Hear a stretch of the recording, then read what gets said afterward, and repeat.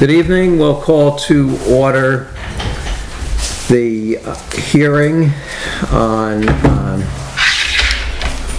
amending the town plan. And clerk, would you take the roll, please? Abbott. Here. Fuller. Here, but not as a member. So I don't know. Haines. Present. Powers. Bender. Present. Okay, I have a statement to read. Do we have people on remote access? We do. We have 9 of them.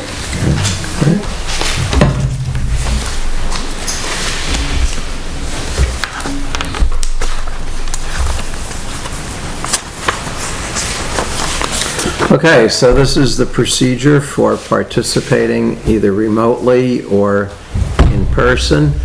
Remote access to select board meetings, while not required by law, is offered in order to encourage access and participation for as many of our town citizens as possible. It is understood that a select board meeting is a meeting open to the public, but not a public meeting per se. Business is conducted and votes are cast by board members. Therefore, public attendees, in person or remote, who wish to comment on an agenda action item when it is addressed in the course of the meeting should indicate such intention during the public comment period. In order to maintain order as well as efficiency of the meeting, the rules for remote access attendees are the same as those present. Remote access attendees will be muted by online host upon joining the meeting, remaining so unless recognized to speak. Intention or desire to speak in order to comment or ask questions will be indicated by the use of the hand-raising function of the remote platform. People will be recognized in the order in which the hand-raising function is activated. The online host will alert the chair to the presence of remote questions or comments. Remote participants, when recognized, will unmute their device and identify themselves with clearly spoken first and last name. Comment or question will be limited to 2 to 3 minutes, after which participant will be muted. This also applies to live participants. General ground rules concerning decorum remains the same as that which is expected of citizens, guests, and board members attending in person. Namely, the speaker will not be interrupted and will not interrupt other speakers. The speaker will treat the proceedings and other speakers with dignity and respect, addressing the issue and not the personalities. Procedures for use of the online platform and the above standards should be reviewed at the beginning of every meeting. So,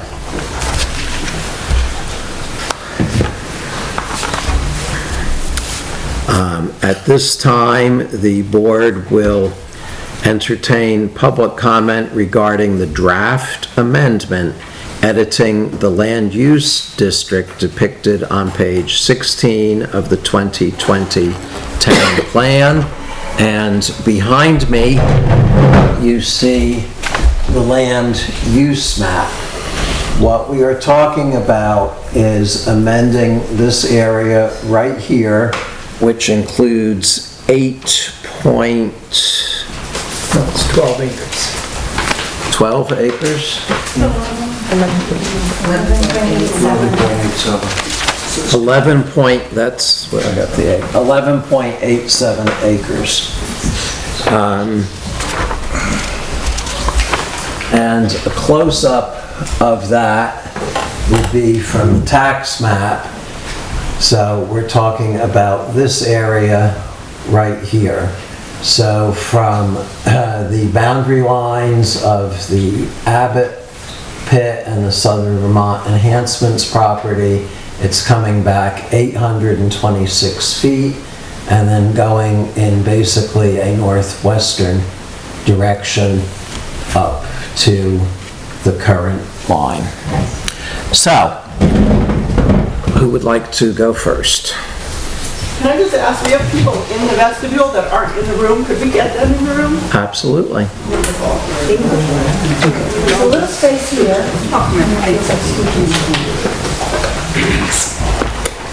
Oh, no, that's right.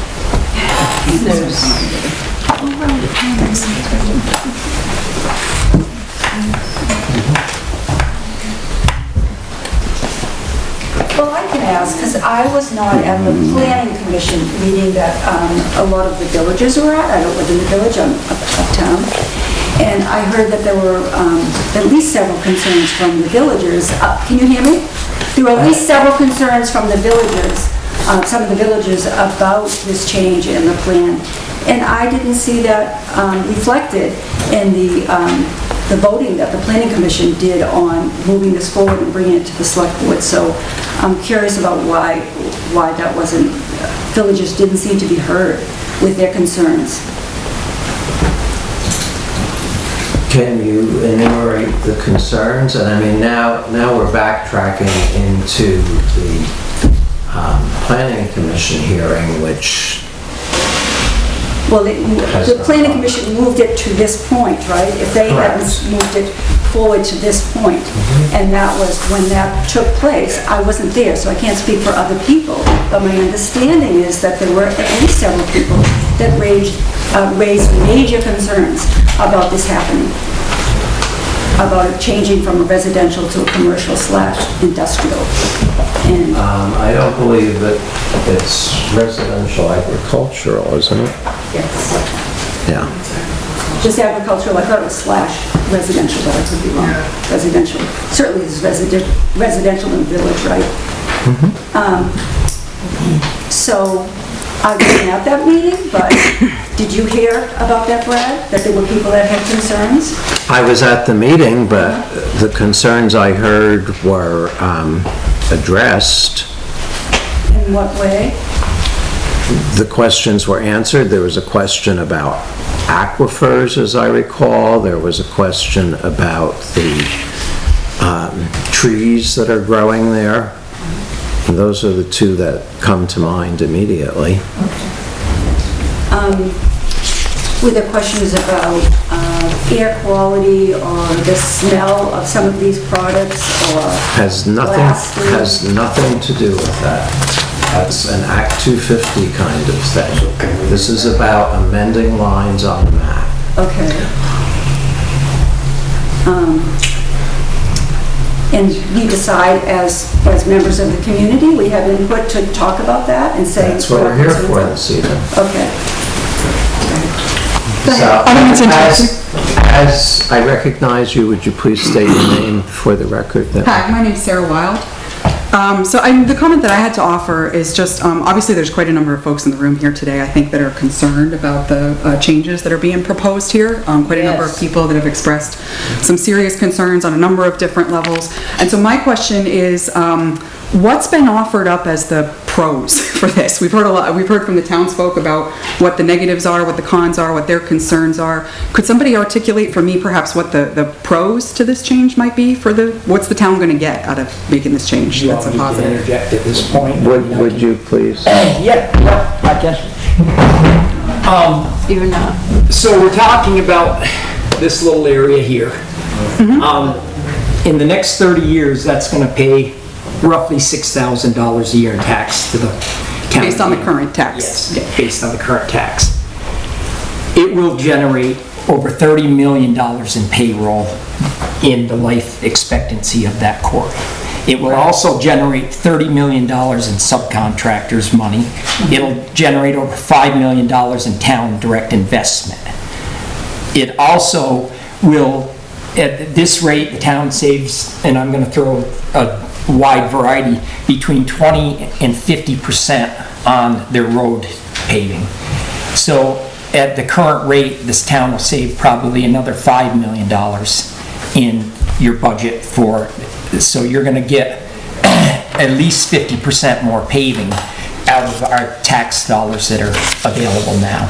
Why is that? I mean, obviously that's not a direct Well, thing, right? It's just making a well, change. There's some other stuff that happens. Yeah, no, I mean, the thing is, local is local. I mean, when your aggregate source is, you're not trucking it in. I mean, right now, if you're trucking it in from somewhere a lot farther away, those costs are there. I mean, just actual local for contracting is cheaper.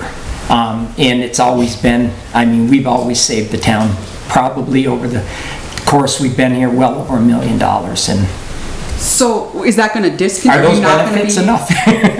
Are you, what I hear you saying is that by making this change, it's going to make it easier for the town to have these materials here locally, and therefore we're going to save some tax dollars, is what you're suggesting. Have you actually got the math? It sounds like you've got the math on $6,000, but 30 million in payroll, 5 million in... Those are real numbers that are generated, that we actually have statistics. But they're not town revenue numbers, right? So what's the No, town revenue? well, if we have $30 million in local payroll, that helps. There's a Doesn't lot have of... Danby, though. There's no local payroll. What do you mean tax. that's not local Danby? I mean, I'm just asking how that... Everybody who was benefits. employed by this company receives a paycheck, and they can pay their taxes, they can spend money in the town, they can actually flourish. Okay, so the suggestion is that we're going to improve things because there's going to be more jobs available in town? That's the... Well, you asked what the benefits were compared to I $6,000. wanna get And I was specific. pointing out probably close to $100 million worth of benefits to For the town. $100 million of payroll coming into the town. Of money coming into the town, Of which can payroll. be spent of everything, yes. But that's a little bit of a different question than what the That's not a benefit? well, it's not a... Is there anybody else It's not a benefit that I can $100 put million next to worth six... of payroll Hold on for a this second, town? let me finish, excuse me, Tom. The application. The question that I had was more how the town's revenues are going to be directly impacted. So we know the 6,000, the numbers that you're quoting are the business figures. I totally get that having a productive business in town, you know, it has an impact on the town, but what I want to understand is a little bit more specifically exactly, because obviously the concerns that the folks here have are, we're trading away some things in exchange for those town revenues, It right? sounds to me like there's two benefits. One is jobs, one is the cost of aggregate. Okay, and can you just specify how many jobs are going to be added by this? Well, we're not adding jobs, this is keeping jobs. Got it, And okay. I So mean, no new jobs jobs. can potentially be added as life goes on. But no commitment for new jobs as a No proposal? commitment for new jobs. And That was it, thank you so much. Thanks, Tom. And we Appreciate are it. trying to limit comments to 3 minutes. Next Barbara and then Ingrid. That was my question. How many jobs would be made that this big payroll is going to go to pay? That's just using the existing payroll and the existing jobs. It's what? That's using existing numbers. So the guys that live in town that are getting paychecks right now, that's using their That numbers. sounded like a lot of money to me. It is a lot of money. And so what kind of salaries are those people getting? Well, I guess they get Yes, I'm paid, totally I mean, they're ignorant. good paying Totally salaries, but yeah. Mercy. That doesn't make any sense to me, it sounds. No. And, okay, so my other question is, because these things do have an effect on the village, the life in our village, the air we breathe, I really don't see the benefit for the village. Well, I guess, let's, And Yeah. the people who... Okay, I think we should not I just debate want to, this. I want to answer her question. Okay. This isn't going to ever affect the asphalt plant. The asphalt I plant, can't but what I'm imagine saying is when you're talking the air we the breathe and village. stuff, the asphalt plant is always going to be there. It has no sunset Okay, on but its without permit. aggregate, We bring in aggregate, we can bring in we more bring it aggregate. We brought in aggregate in the past, we can bring in, I mean, we're actually I the thought only, we weren't gonna have to bring it in. if we have more on-site aggregate. But to be clear, we're the only plant in southern Vermont that actually has on-site. Everybody else trucks in already, so we would just be trucking in Doesn't matter when you aggregate. live in the village. But, so this doesn't affect the asphalt or the crushing. That's always gonna be there. It's gonna be there when I'm gone, when you're gone, everybody's gone, it'll still be there. Such a comfort. So, well, I'm gonna look at, other than you, I mean, a lot of people moved in here with it here. So I'm not sure how it affects them so drastically now. Let's ask them. Okay, we're trying to accommodate everybody with 3 minutes, so next I recognize Hi, I'm Ingrid Ingrid. Halligan. And then we'll have Chris, and then Jen. Hi, I'm Ingrid Halligan. I bought my house. I live across from the Fuller Sand and Gravel, and it's not personal. I lived here for 14 years without an asphalt plant or a working pit. It was grandfathered, and it did come back to life 12 years after I moved here. It changes your life completely. Very good for some and not so good for others. Vibration, blasting, all of those things are going to affect your homes, it's going to affect your children's moves, it's going to affect a lot. But one thing, to not disagree, so the idea that it brings so much to the community is not right. Because what happens is, and this is a fact, Rutland County has 50 some odd pits. We are the lowest valued almost in the whole state, and our taxes are the highest rate. So don't be fooled by, I don't want my neighbors to lose their jobs, but I am severely infected by the trucking. I mean, I don't have company. It affects your conversation in the morning. How noisy was it? Oh my God, I was vibrating when I got up. You know, it affects a lot. You do understand. Tom and I have been together before. Please don't. Thank you. Thank you, Ingrid. Chris? So, Tom, I just wanted you to go on the record. You're saying that by adding 11 acres, you're increasing payroll by $30 million? No, Chris, I'm saying that life of that little piece of property is going to produce $30 million in payroll. What's the payroll going to be without that addition? Well, No new jobs, so same. yeah, I mean, the payroll probably isn't going to substantially change, but that, we're talking about the value of that land. That land doesn't have any value other than $6,000 worth of. Jen? So I have a question about the $6,000 it's going to create in tax revenue. Because based on the blasting that I experienced last fall, a lot of the houses around the property are going to go down in value because nobody's going to want to buy a house near a pit that blasts. The only problem, Jen, is the house values in the village has gone up significant in the last 10 years, and the quarry's been there for, 25, so. But a lot of people are workers and they don't realize what blasting goes on during the day when they're at work. So I will tell you right now, I'm coming down to grieve. I'm sorry, I didn't hear you last. I said I'm gonna grieve. When I can grieve in April, I'm coming down to grieve. And you've been the treasurer. Yes.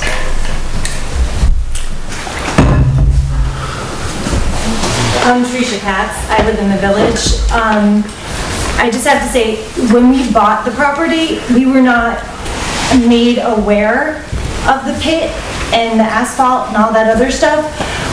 People now coming out of COVID are much more aware, thinking straight, and not as in a panic kind of, I need to get out of wherever they're living, to be honest. And they're gonna look at it now. I mean, if you look at the map and you see the destruction to the earth, you're not going to say, oh, I want to live right next door there. So I know some of the houses right now are up for crazy prices, but they've been on the market for months and months. No one's buying them, and they butt up to your house, your pit. So I'm just saying, like, I understand the revenue, but the quality of life in the village, our houses shake, we have that smell. It's gotten worse each year. And again, it's not personal, Tommy, but it's my experience. It's traumatic every time there's a blast. But you do understand that this isn't going away no matter if I understand that, but I don't think it needs to be It actually made it better. Okay, please don't debate. We're here to listen to comments. Could you please tell us what houses you're referring to that are for sale? The one, is it 34 South Main Street? Mm-hmm. And what was the price on that house? I think it's 8 something now. It's gone down immensely in price because they haven't been able to sell it. $892. It was 1.1, now it's 8.99, I think. But what did they pay for it? And what did they pay for it? Again, Eight something. okay, so they're not making anything on it. Are you supposed to make money when you buy and sell? Well- Well, you just said the houses, you just said that people are buying houses now for more money than they did, so you're implying that you are supposed to make more. No, I'm just saying. We that also was need to overpaid under- when they bought it. Please Well, don't, I agree, please do but that's a whole different not. conversation. We also need to understand that the real estate market is coming down from the peak where it was a year ago. Okay, my point is just the quality of life. Got it. Okay. Yes. Hi, Renata Aylward. I do not live in the village. So one of the coolest things I think about Vermont is like your neighbors and how when you get flooded, people show up in your door. When you're sick, I got chicken soup. When my neighbor's dog got lost, en masse, we all went out and looked for the dog. Neighbor to neighbor, my money's on this town. What happens when you kill a village is you kill the town. You empty the lifeblood of the village. I would urge you to take it the easy win and support the community and not vote for this expansion. Thank you. Keith? So, I know we do a lot of seismographs, correct? On the blasting, is that true, Tom? I'm sorry, what did he say? Where do we, seismograph, we check the vibration. Where do we set that up and do it? Right now, there's one in front of Ingrid's, one in front of Tracy's, and one at Brad's. And is it being done by a subcontractor or They're all- main drilling blasting doing it?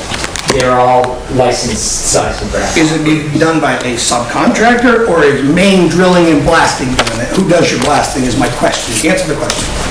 Are we having a sub do it or are we having the people who do the blasting do it? So I guess, are you inferring that they don't know how to set I it did up? not say that. I asked a simple question. When we set this up, the people who are doing your blasting for you, which you are responsible for, okay? Main drilling and blasting, correct? Right. Are they doing the seismograph and reading it, or are you getting an outside contractor to do it so you really know what's going on? The seismographs, the only thing they can do is set them up. You can't actually adjust them or tamper with them. They're sealed units. I understand, but don't you think a subcontractor should be checking that instead of them themselves, who you are paying as a sub to do the blasting? Well, everybody, I mean, the state even sees our seismograph readings, so they get to read them. So you just listed off the 4 places they've been.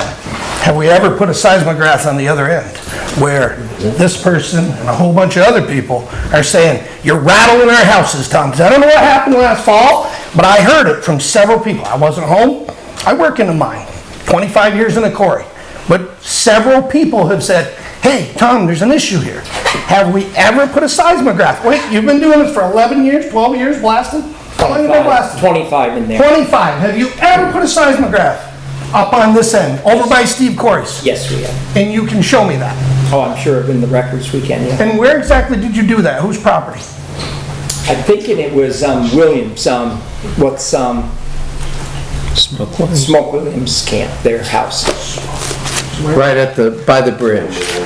We had the same conversation a month ago. You told me you never done one on the No, other you end. were talking last, year, and I said, no, we didn't have any out there last year. So the last 3 or 4, was there anything checked on this end about what you're actually doing to the houses? Well, I mean, the guys that do the triangulation in the actual computer modeling on them, they felt that their triangulation, because with a 3-point thing, that they were good. If you want them up that way, I mean. This is a landowner who butts you and borders you right here.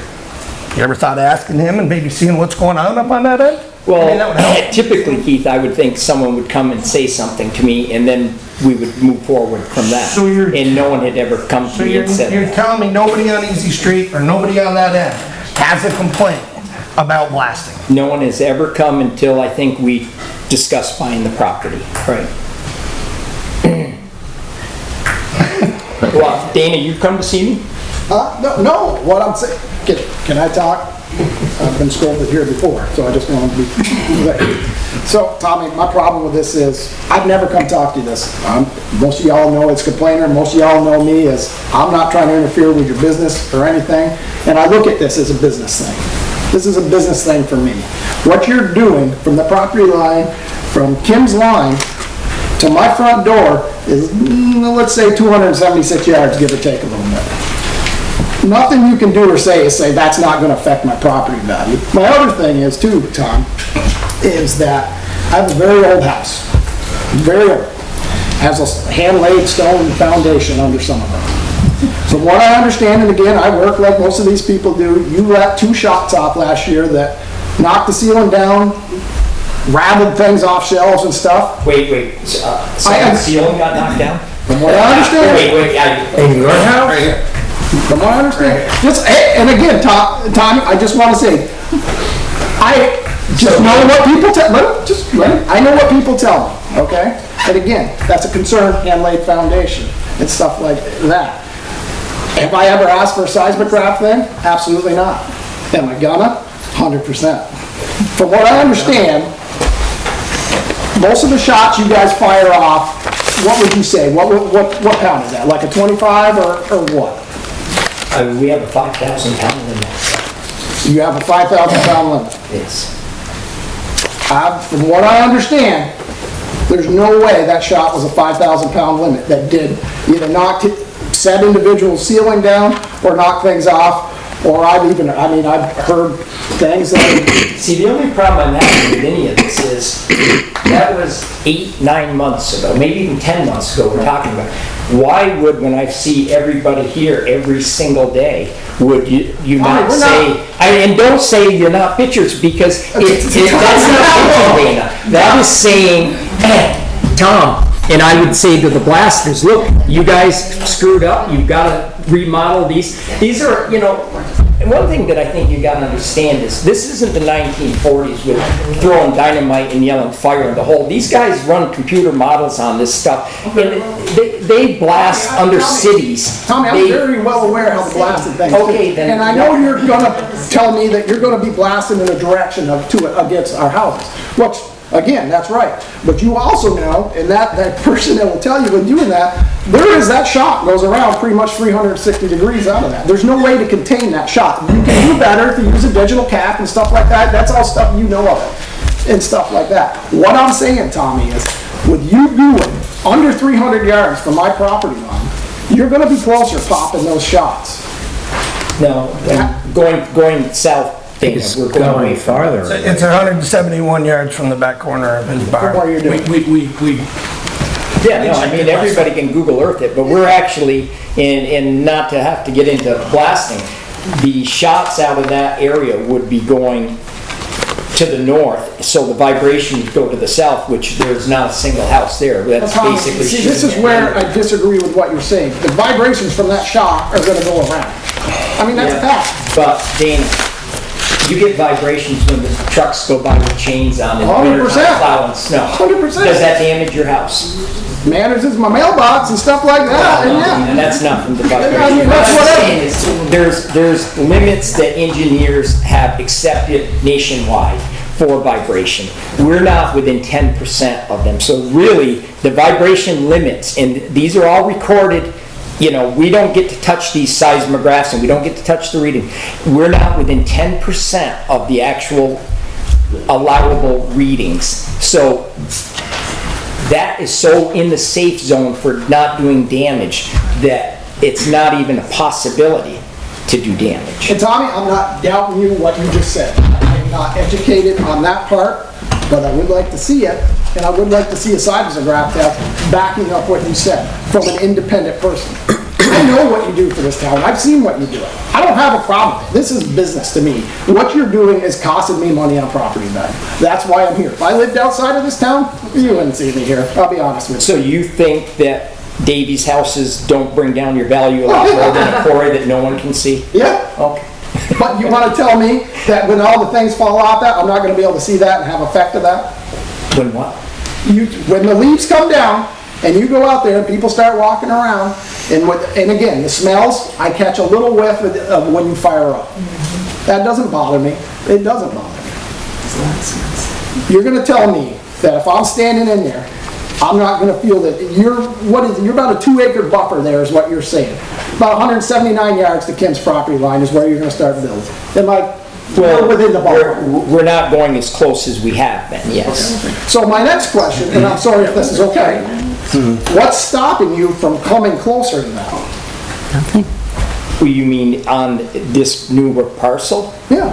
Oh, it's got an untouched area on there. I don't know, did you see the map? And it actually says untouched, and it's not even up for contention today. It's not even asked to be put in. This whole area. So who's the actual owner of that? I read in there about how you wrote landlocked property, and I just want to clarify. There's nothing landlocked about that, Brad. It has an access. Landlocked, where do you see landlocked? Tom Fuller's right up to the select board. Yeah, I remember seeing landlocked in there. Incorporated existing, the Wayland parcel landlocked has no ready access to a town highway. That is not true. So if you put your hand right there, that is an access to a town highway. I don't know where that came from. There's definitely access to that property. I don't know where that comes from. Oh, I think they were discussing the area that's under, we're discussing today. Because right now, you're discussing the part that isn't even up for contention. Right, so it would be landlocked if you purchased it only. It would be landlocked if it is Where they done as this, yeah. This is the proposed amendment, and this is the untouched. No, I understand, but it says, right now, the property is owned by the Wayland family. It is not, it has an access to the highway. I would say, Keith, that was written by an attorney that probably didn't know exactly how they were writing it. And because I'm not sure which paper it is, but I know it wasn't written by me. It was signed by you, Tom. It was a letter you wrote. Yeah. Do we have anybody with their hands up on the? Okay. I have one. Okay. So? This, I guess we can't do anything about this. Sue Crosby. I live on Easy Street. I have another property in the village. My main concern is the air quality over the years, the decrease of air quality. I used to be able to go out on my front deck with my little granddaughter and have tea in the morning. We'll go out there now, she'll say it's an asphalt day. And as we drive down by your house, Brad, in particular, she'll say, roll up the windows. It's a terrible smell. Terrible. I am. Bus station. I think the only concern I have with this is now we're still discussing something that isn't even. Yes, but I wanted to air it because this is terrible. I guess. Okay, but we have to keep in mind Yeah, of that we're course. talking about making it available for a quarry, not another asphalt plant. Okay? Don. Hi, my name's Don Hinkle, for those who don't know me. Tom, what's the remaining life expectancy on your current operation, your current pit? Our aggregate source, we have 15 years on our sand pit, and our quarry would probably go on indefinite. I mean, we would probably cut back on some of the aggregate. We would bring in maybe 50% at a certain point, and then maybe 70% at another, but we would operate, you know, as we needed to use our own resource. And, you know, we would start to conserve the resource that's available now. And it has no sunset on it, so it would go on forever. If you purchase this 12-acre plot, that would have a 30-year, and it would be reclaimed. okay, is that purchase necessary for part of your current operation to continue? It would make us more efficient, a lot more environmentally friendly. We wouldn't be trucking as much material in. I mean, we would basically be doubling the amount of trucks that we run through there, which we have more than the capacity in our permit to double that capacity, because we'd have trucked as much in as we took out.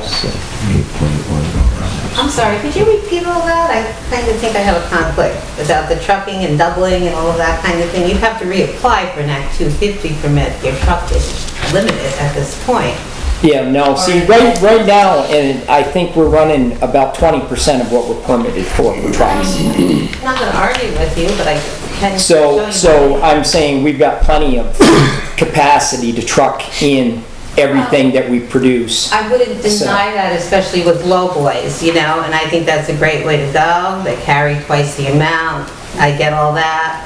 But I also think you would need an amendment because I believe you're not allowed to truck so much in and stockpile, so I can't imagine. No, that, we have no restrictions on that, Ingrid. That's actually more typical than you would think, like I said. Okay, we'll review. And that's at the time of an Act 250. Yeah. This is... Yeah, we're going in tangents. Well, it's kind of confusing because you bounce back and forth, in my educated opinion, and I've been here before to a higher degree, so it's like, it's a little confusing what you're doing. I'm just trying to be a good citizen and follow you. Well, the town plan map can show an area where business can exist. Correct. When it comes to a particular business going for whatever permits they might need, that's a different story, and that's addressed at that time to that particular licensing. I understand, but I'm also kind of confused if you're talking about a pit and you're talking about a quarry. Different dog. So that's what I'm kind of like trying to follow here. Okay, we have somebody online that would like to speak. Is Annette Smith. Go ahead. Hold on. I want to comment on the numbers that have been thrown out. I find it incredible that if there is going to be a showing of economic benefit, that it should be backed up by some evidence. Can you hear me all right? Yes. The proposal to change the requested area to commercial industrial raises serious issues for Danby's historic village. As Danby's regional planning commissioner for more than a decade, and having served on Danby's planning commission during the development of the town plan, I offer this for consideration. Danby Village has a village center designation that enables access to grants and state programs. This designation comes with a quarter-mile of planning buffer. When this map that I sent to the planning commission was presented, that there was a question about whether I made up the buffer zone. It comes directly from the Agency of Commerce and Community Development's planning mapping tool. The existing gravel pit and quarry extraction is a quarter-mile village center planning buffer, as is some of the area proposed for changing from agriculture and rural residential to commercial industrial designation in the town plan. That buffer allows for exemptions from Act 250 or reduced or no fees for priority housing projects. This is what the state is trying to encourage where we have village centers, is to encourage housing within those areas, and that's extended out a quarter of a mile past the designated village center. And that allows for exemption from Act 250. Quarries are not included in that, as they are incompatible uses. This is gravel extraction, aggregate blasting, crushing, and asphalt plant business is negatively affecting residents of Danby Village. Property values have been reduced as a result of cracked foundations due to blasting. Asphalt fumes have been reported to fill homes and businesses. Residents have complained about dust. The quarry has become deep enough to impact their own living. This type of industrial activity is incompatible with the historic village. And we are hearing people saying that, the people who live there. Business requesting a change in designation identifies as a long-standing earth extraction and processing operation, which my understanding is didn't start lasting until 2005, which would be about 20 years. The neglects dimension of Danby Village was settled in about 1800 and has 2 centuries of existence without having as its neighbor a quarry of glass and an asphalt plant that fills the neighborhood with asphalt fumes. Now Danby is being asked to choose. Do you want to prioritize one business owner's industrial operation over the interests of the residents and homes of historic Danby Village? There should be no misunderstanding about the potential for the blasting, quarry, and asphalt processing to increase the damage residents have experienced already. Unfortunately, neighbors who have complained have been bullied and threatened, adding to the harm that the select board is now being asked to support and expand. Danby hosts another gravel pit that was once owned by the community, now seeking a change in Danby's town plan. What that operation shows is that there are other locations where gravel can be extracted without causing damage to the village center and the building. This region is blessed with mineral resources, not all of which need to be extracted and processed next to a historic village. In the select board, I ask you, please do not agree to change the town plan designation and enable the expansion of mining in such close proximity to Danby's historic village. Think about what you are doing that is going to affect this town for the next 50 years. Thank you for considering these comments. Thank you. I saw some other hands. Terry. Terry Jesmott, and I'm not a native Danby guy, but I'm a native Vermonter. And I've been down here since about '86. I've known Tom since he was a little guy right out of high school. I was never around much because I was on the road all the time, you know. I must have missed out on a few things. And I'm not going to get in a peeing match with you tonight, Tom. I'm just going to state what's bugging me up at 27 Easy Street, all right? You said nobody ever told you about anything. You know, I got to disagree with you there. Me and my neighbor mentioned that a couple of years ago. You were starting to shake up the hill a little bit. And you kind of laughed it off and stuff, but as the years went on, things are really starting to shake. And I got a good place for that seismograph you're talking about, right in my bedroom. Really. Because after, it wasn't the last explosion, because one that didn't take my damn house down. But the one before that, I come in from outside to go out and take a shower. Here's my bedroom ceiling all over my bed. Why didn't I say anything? You're not going to admit it.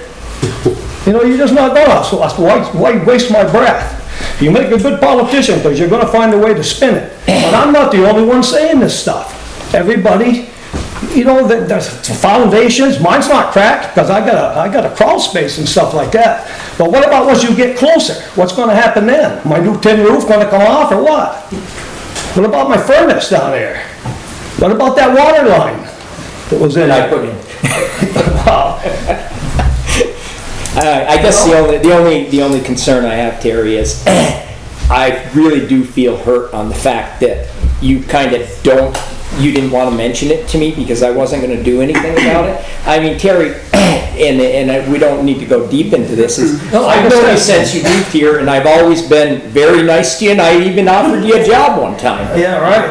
And so I'm not sure why you wouldn't mention it to me. I feel bad that you. I can tell you why. I just told you why. Because you're going to spin it around. It's just like the smell. It's like the propane. It's like everything else we smell in the morning. You need to spin, Terry. If there's something you make a good politician. You've got a way of turning things around. I've known you since you were a little kid. And I've lived in this town my whole life, and I don't know of anybody who can say I've happened to always lived up to my word. So if that's kind of... Anybody know what I'm talking about here? Yeah. I'm not the only one that sees this. Why waste my breath? The next time, I'll definitely come and tell you. But I got, you know, you wouldn't have believed me. You wouldn't have believed me if I told you my ceiling come down. Terry, I would have. I'm glad I won't sleep in there. I'd probably been some hostel. I definitely would have. Okay, so... No, it's not just me. So like I said, I'm not going to get into peeing mess with you. I just wanted to state some facts.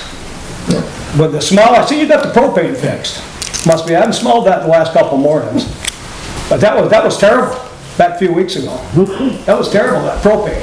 I don't mind the tire smell a little bit, and I'm used to the thing firing up there. You know, I know what it is. You're gonna make a living, I don't understand. We would want but I'll tell you right now, I'd never vote for that. I'd never vote for that. And what's gonna happen as the years go on? What other kind of deals are gonna be made? Are you gonna be able to come out through to Easy Street? Are you gonna go in front of Holt Bleachers? You know? Why would I want to, Terry? We have Well, why access not? to- Why would you? Easy way to get trucks in, easy access out. I don't know what's going on. You can't trust anybody these days. You don't know what kind of deals are being made. You really don't. So I said my piece. Okay, so I have a question. As far as the blasting is concerned, you hire Main Blasting to conduct the blasting. Yes. If something goes wrong, are they insured to take care of the problem that they created? Yes, of course. Why is there blasting in the village anyway? There shouldn't be. Yeah. Well, that goes back to the Act 250 thing. You're permitted how many blasts a year? 10. 10. Only in one area. I think the fundamental issue is that we have an industrial operation.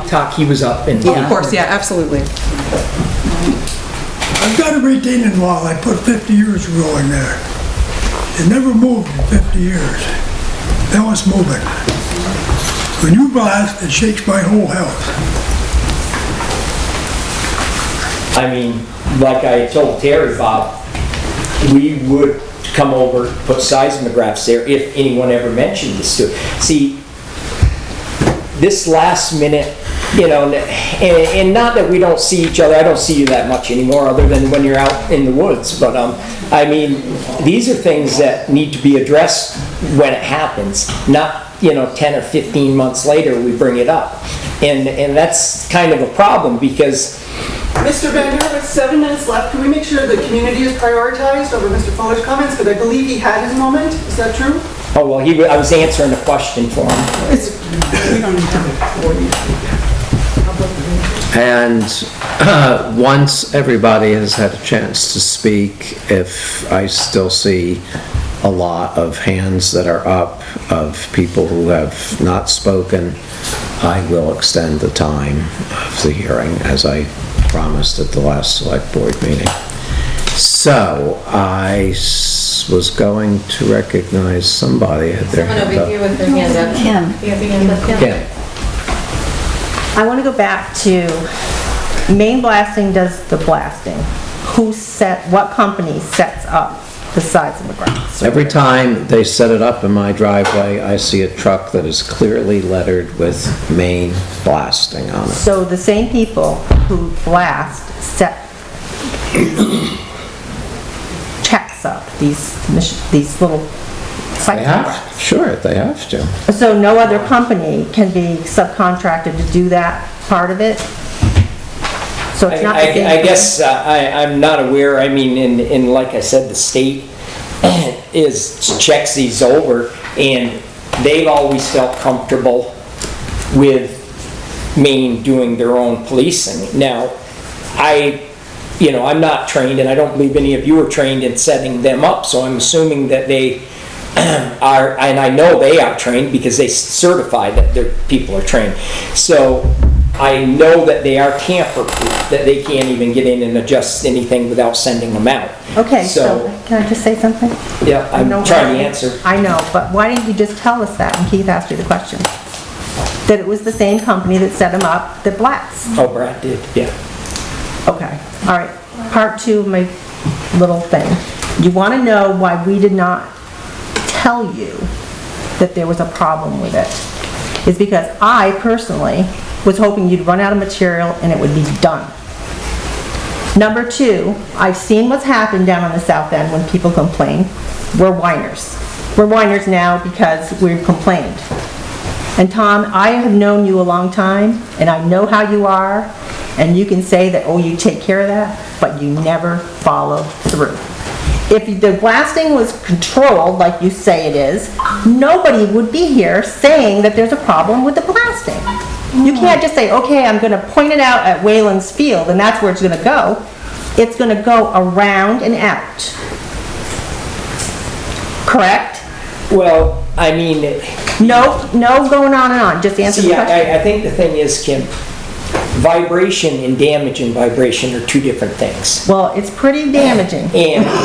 whatever it is. But what I'm saying is, when wind blows or thunderclap and your house shakes, I mean, it shakes and it does. It's not the same, Tom. I'm going off what is nationally accepted vibration limits that engineers have accepted for years. And I don't either. I don't know, other than to say that I'm not the one that set them limits. Okay. Sarah, Keith, Just a quick comment in Tricia, response to and that. then Ingrid. Thank you so much. And just a quick comment in response to that. I mean, it sounds like basically to summarize what is the discussion has been here today. There's an industrial operation in town today. We're not here to debate whether that gets to continue. It's going to continue, right? It gets to continue. But obviously, that industrial operation that's in town today is causing some nuisance for the neighbors. And I hear you saying that everything we're doing is inside the confines of the law and in accordance with the regulations. So it sounds like an industrial operation that's run even in accordance with the law and even inside those operations can still be a pretty big nuisance when it's in the middle of town. So I think that's kind of the point that we're trying to make here, is that you're running this according to the rules. I hear you saying that, and I believe you. You're running this according to the rules, and I think you are. But the issue is that an industrial operation in the middle of town, even when it's run according to the rules, creates a problem for its neighbors, and that's why we prefer that this was someplace else. So that's the decision that's in front of the select board here today, is whether we make this change to the designation or not, and the folks who are here are saying, please don't, because we're already pretty inconvenienced, already pretty annoyed by the industrial operation that we've got, and we prefer not to expand upon it. And, you know, again, this is nothing personal against Tom Fuller, because he's a guy I like quite a bit, but the business in front of us here today is that that's what we're asking. Keith?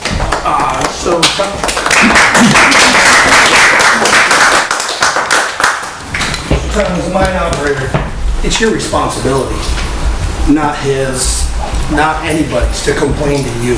Why can't you do your job as a mine operator and go see maybe if there's a few problems on the other end? I know you've never done that. I know that for a fact, because obviously they've never talked to you. So as the mine operator, aren't you the responsible person to make sure there isn't issues? I'm responsible to deal with issues when they come to my attention. And the thing is, Keith, when I see you every day of the week, I would accept you as a homeowner to say, Tom, we have a problem up here, as I would expect an employee working for me to say, hey, there's a unsafe issue here or something, and then it's my point to address it at that point.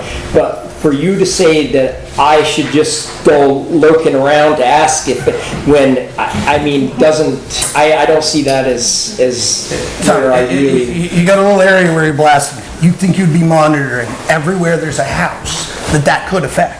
I would think you'd want a seismograph, which obviously we never had any on this end. Maybe something we should try. Yeah, and I mean, going forward, I think definitely that is going to be done, but I relied on the engineers that actually, and these guys aren't just, you know, like I said, this isn't the 40s. These guys have PhDs and stuff running these things, and they feel triangulation was working. I'm going to tell, and I know Ingrid's house, they came up and they actually put one at her foundation, and I think, Tracy, did they do your fountain right at the fountain, or they did one on your lawn one day? On the lawn towards the road. So they address things seriously when they are told about it. They're subcontractors. They are subcontractors that you are responsible for. So it's really it's not your subcontractor.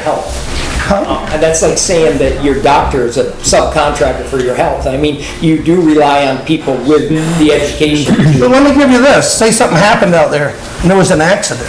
MSHA comes in. Are they responsible or are you? I would be the one. Absolutely, because you're responsible. Yeah. Okay, Tricia? Okay, so my brief summation of what I'm getting here is we moved here just over 3 years ago, about 3.5 years ago.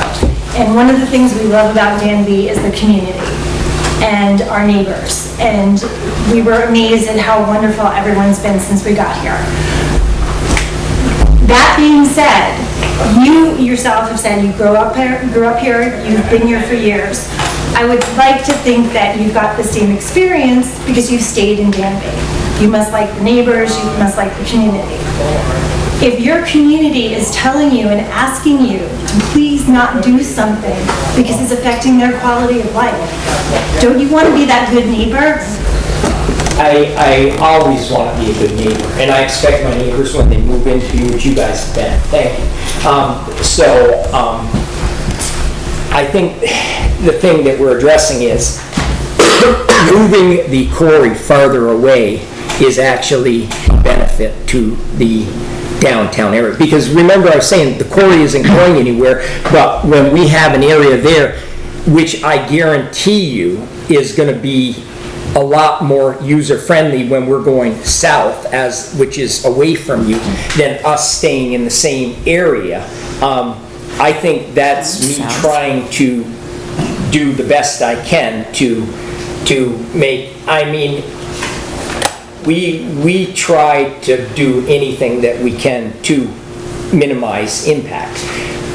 Impact is always going to be, when a neighbor moves in, there's impact. I mean, I'm sure your neighbors can disturb you every now and then. So, I mean, and I'm a neighbor that way. So, I mean, I think it's really good that we've had this conversation now because, I mean, in 3 years, other than, you know, maybe help you out with the driveway plowing or something every now and then, we don't, you know, ever discuss this. So, but I think it's a good topic because, like I said, going forward, we're still here and we're still neighbors. I mean, personally and business-wise. So. And just in case anybody doesn't know or remember, 13 years ago, when we had Tropical Storm Irene, and we lost the building next to the brook, next to your property, it was Tom who came with his equipment and stopped it, or the whole village would have been gone. Excuse me!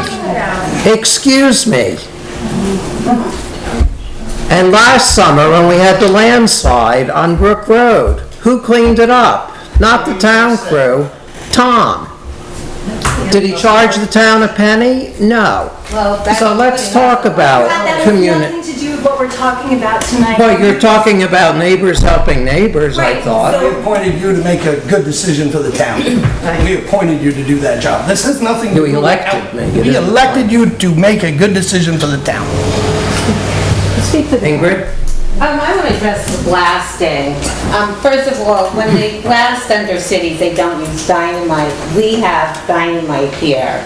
So what happens with dynamite? It looks for a place to get up. Your bedroom probably came right up your staircase.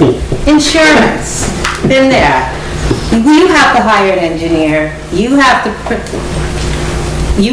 prove to the blasting company it was nothing that you did during the blast deposit. Upward of $10,000 to $12,000 out of your pocket to have a $5,000 to $6,000 job done. Something that's really interesting that affects all of you that live within, whether they're blasting at my house, and I'll be honest, hey, I didn't get a lot of help before, and I spent a long time, and I'm thankful that I communicate with Tom almost weekly, so he can't say anything bad to me. It doesn't need to grow. It will break the seals in your windows. You get new windows and all of a sudden they start getting foggy. How can I prove that? That's a $12,000 if I can find someone to replace the palladium window. My bedroom's cathedral. We've had our jacks put in to the tune of $4,000. Ed Latson, who was a neighbor, did that for us. It will cost you money. And as far as grieving your taxes, when I came in to grieve my apartment house, the gentleman said to me, oh, we already took $60,000 off your house. I said, what? So the $6,000 there, I don't know why the board thinks that we should furnish a business by having our taxes pay for the difference of the people. And you know, there are people in town that said to me, oh, you just want to pay lower taxes. I would gladly pay another $2,000 a year if I didn't have to put up with trucks and noise. And if it does come down Easy Street, because if I was a businessman and I was doing this, better access right down Easy Street. Okay, is there anybody who has not spoken yet that would like to speak? Okay, then I'll entertain Dana, and we have one person virtually, and then we'll close the hearing. Brad, you're an elected official, and somebody that I think has got a fair amount of integrity and stuff like that. You are the only person, besides Ingrid, in this room, if I'm understanding correctly, who's had a seismograph in their yard. I'm assuming you've seen the report? And Tracy, I apologize, Tracy. I have not seen the reports. I mean, if I wanted to look at them, I'm sure I could. Did you have it put there because you had an issue or thought you had an issue? No, when he was... I'm just asking a question. I'm going to answer your question. When Tom got approval to blast, part of what he had to do was select sites for blasting, and he asked for recording the seismograph results, and he asked if he could set it up on my property, and I said yes. And that's been for quite a number of years now. So it's still there? No, they don't leave it there. Yeah, that's what I meant. Yeah, they come and set it up. Again, as you're just as big a part of this as the rest of us. Have you had issues with anything blast related or anything like that? I have. And you didn't want to look at the seismograph thing there? I'm just trying to I spoke with Tom about it and we resolved it. And it was resolved. And I have worse issues with the snowplow going by my house, quite frankly.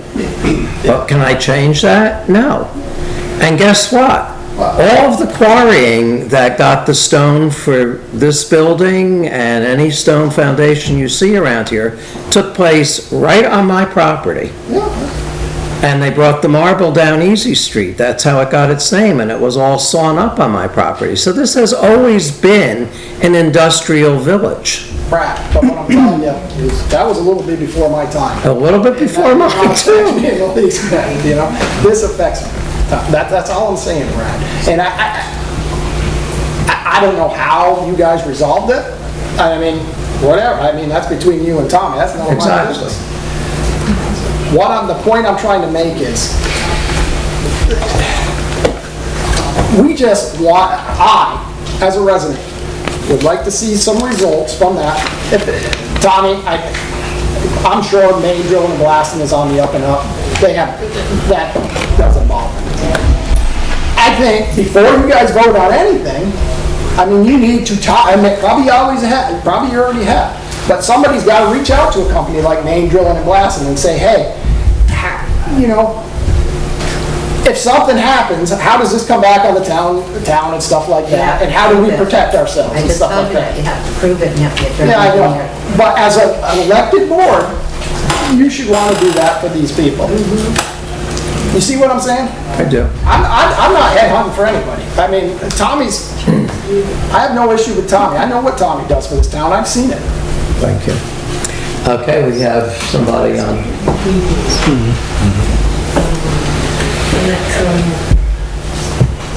I wanted to comment about this. Can we turn her up a bit? And who's speaking, please? It's a mess. That's nice. Is that better? Let me see what. Is that help? Yeah, not all that well.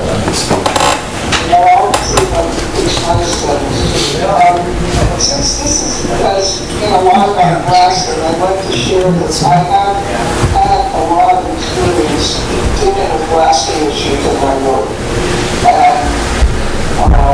It's something I work with neighbors and making sure those quarries and containers and all that.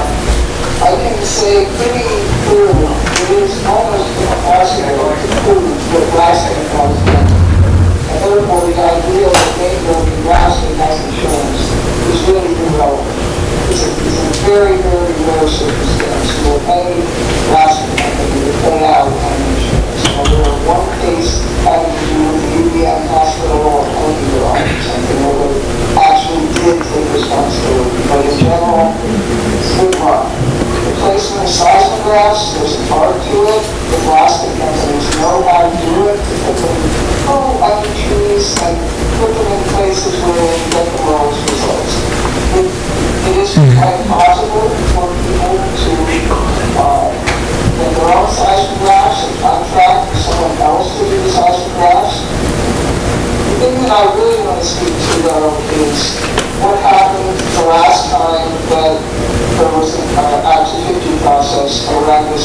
this incident many years ago was within the last 10 years.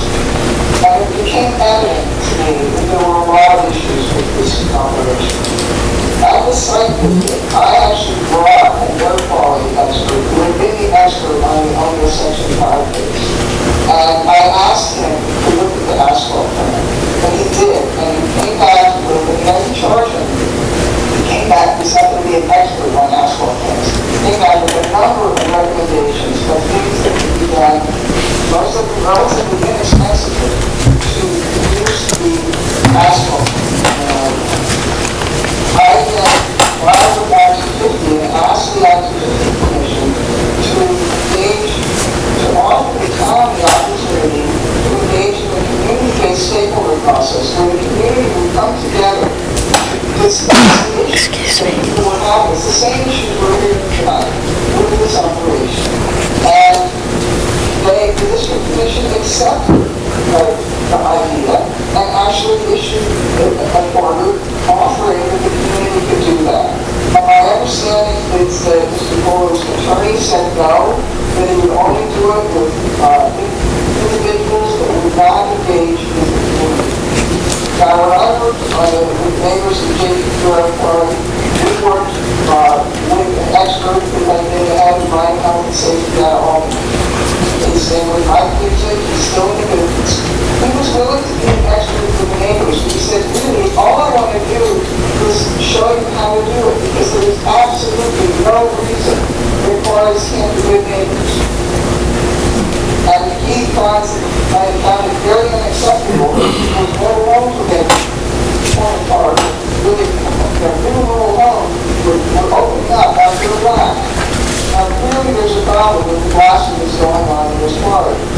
And my suggestion to the select board tonight is that you put this proposed amendment on hold and you ask Mr. Fuller to work with the town, the select board, the community-based stakeholder at the time, work with the town people to address the issues because they can be addressed to make this a less impactful operation.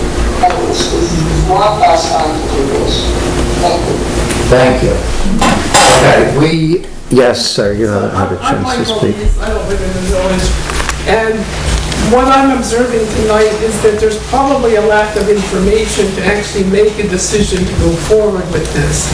And so what I would have encouraged the board to think about would be to have all of these citizens here who say these blasts are affecting their property, get seismographs set up before the next blast, and get all that data, and then you can have an objective way to look at the impact that it's having on the community.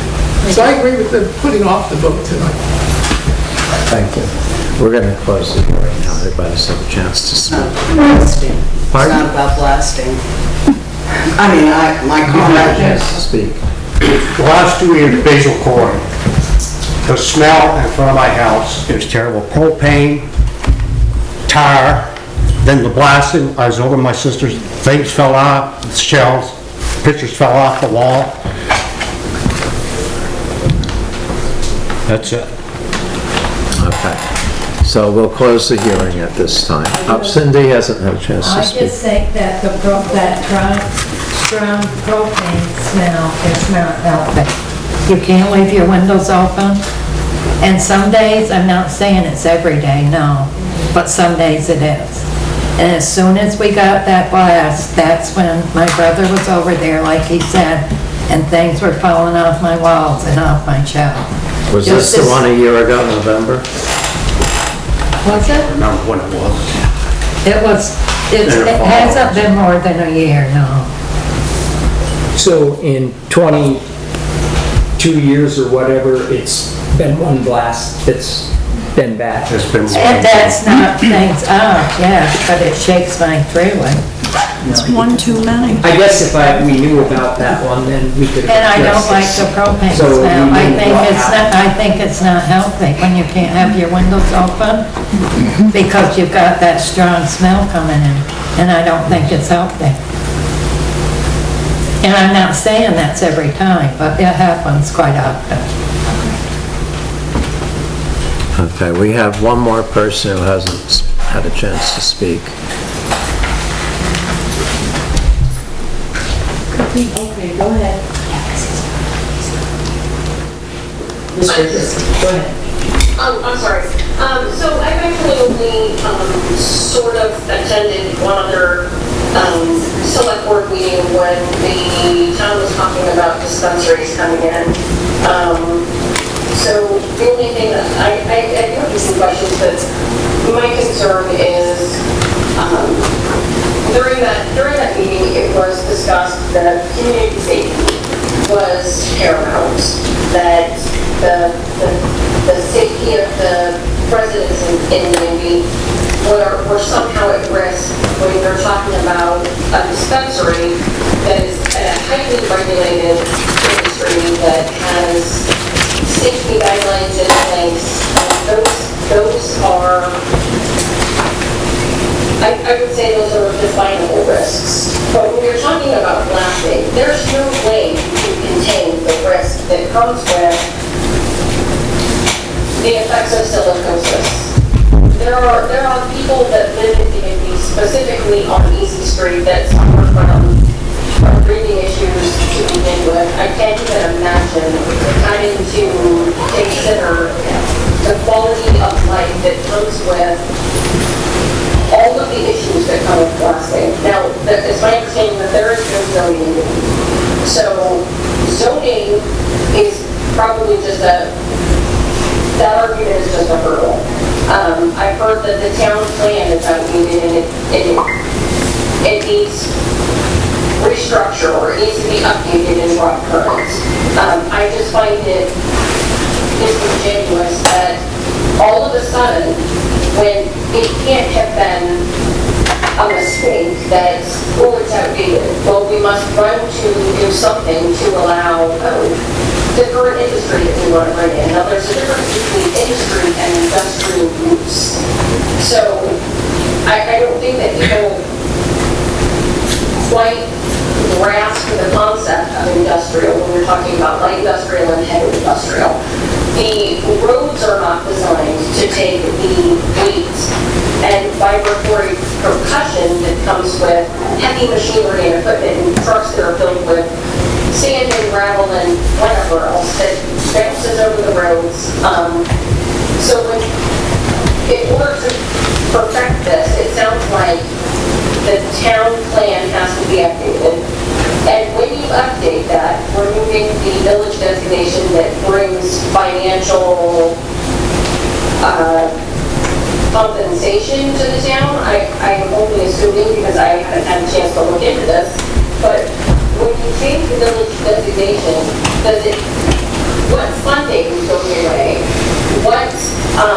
Who's responsible for the damage that's done to the roads? Who's responsible for the impact that it's going to bring to the neighbors? I don't understand how it has to be done, that this is a rush. I mean, it takes years to get the approval to have an asphalt company or to have cement. Years it takes. You can't just say, hey, I want to open, and you can all of a sudden start creating raw materials that are necessary for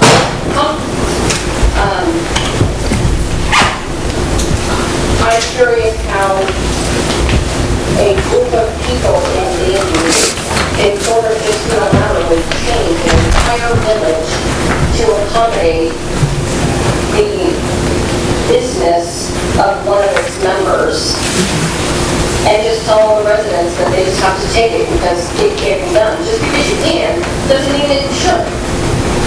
So who's responsible for the absolute damage that was going to come out of this? And saying that Mr. Fuller fixes the roads, or I mean, it's sort of the fox guarding the hen house. I don't understand this. Did you get her name? Was it Melissa Griffith? How do we pronounce your first name?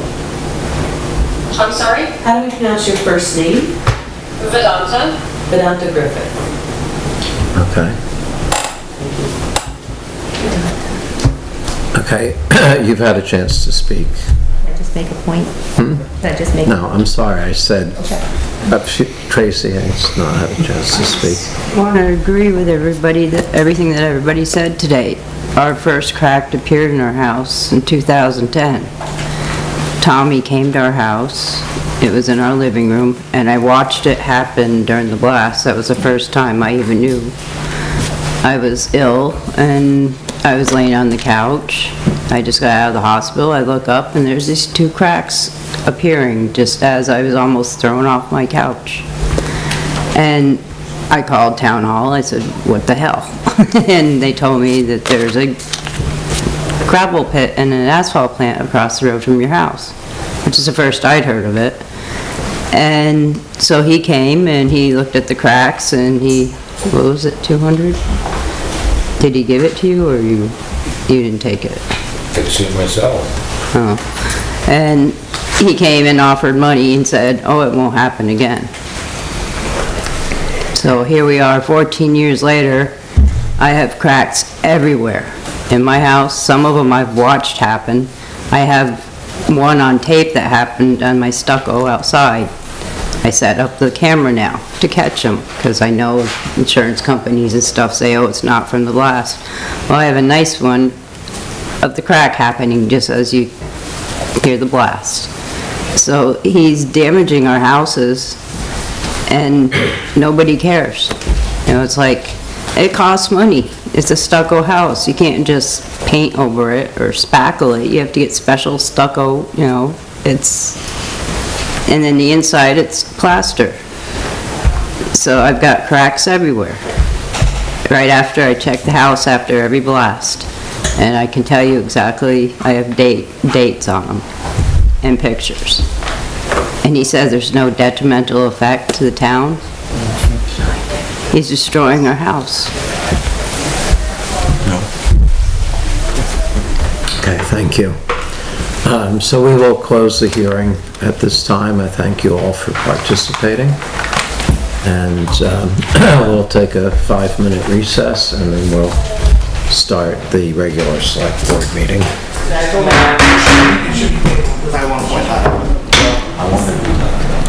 Okay, we will call to order the August 8th, 2024 Danby Select Board meeting. Please rise for the pledge to the flag. I pledge allegiance to the flag of the United States of America and to the republic for which it stands, one nation, under God, indivisible, with liberty and justice for all. Clerk, would you please call the roll? Abbott. Here. Howard. Fuller. Here. Haines. Here. Bender. Here. I'll entertain a motion to set the agenda, and I've removed one item that cannot be addressed at this time, which is the motion to sign the no appeals pending for the 2024 grand list document. The listers informed me that that can't be done until February. I thought once they lodged the grand list that it could be, but that's not the case. Do we have enough bids? Why do we have the door closed? Oh, because of the, did you put the air conditioning? Yeah, but isn't the outside door closed? It wasn't. Well, please close the outside door and leave that one open. Do we have enough to deal with the drainage? Or do you want to just table that for? No, I feel I have enough. Okay, you can bring them out and we can discuss it. Okay. Okay, so motion to set the agenda, deleting that. Is there any other thing to delete or add? Hearing none, I'll entertain a motion to set the agenda with that deletion. I'll make the motion that we set the agenda. What's the motion to set the tax rate? Oh, wrong. No. Yeah. Yeah. We're setting the tax rate tonight too? Yeah. Okay. Is there a second? I'll second that. Okay, motion's made and seconded. All in favor say aye. Aye. Motion passed unanimously. Motion to adopt the minutes of the Select Board meeting of July 11th and July 18th. I'll make the motion. Motion is made. Is there a second? Seconded. Okay, any discussion? Hearing none, all those in favor, please say aye. Aye. Okay. At this time, we'll entertain public comment. Is there any comment from the public? Can I read my letter that I gave you guys? Yes.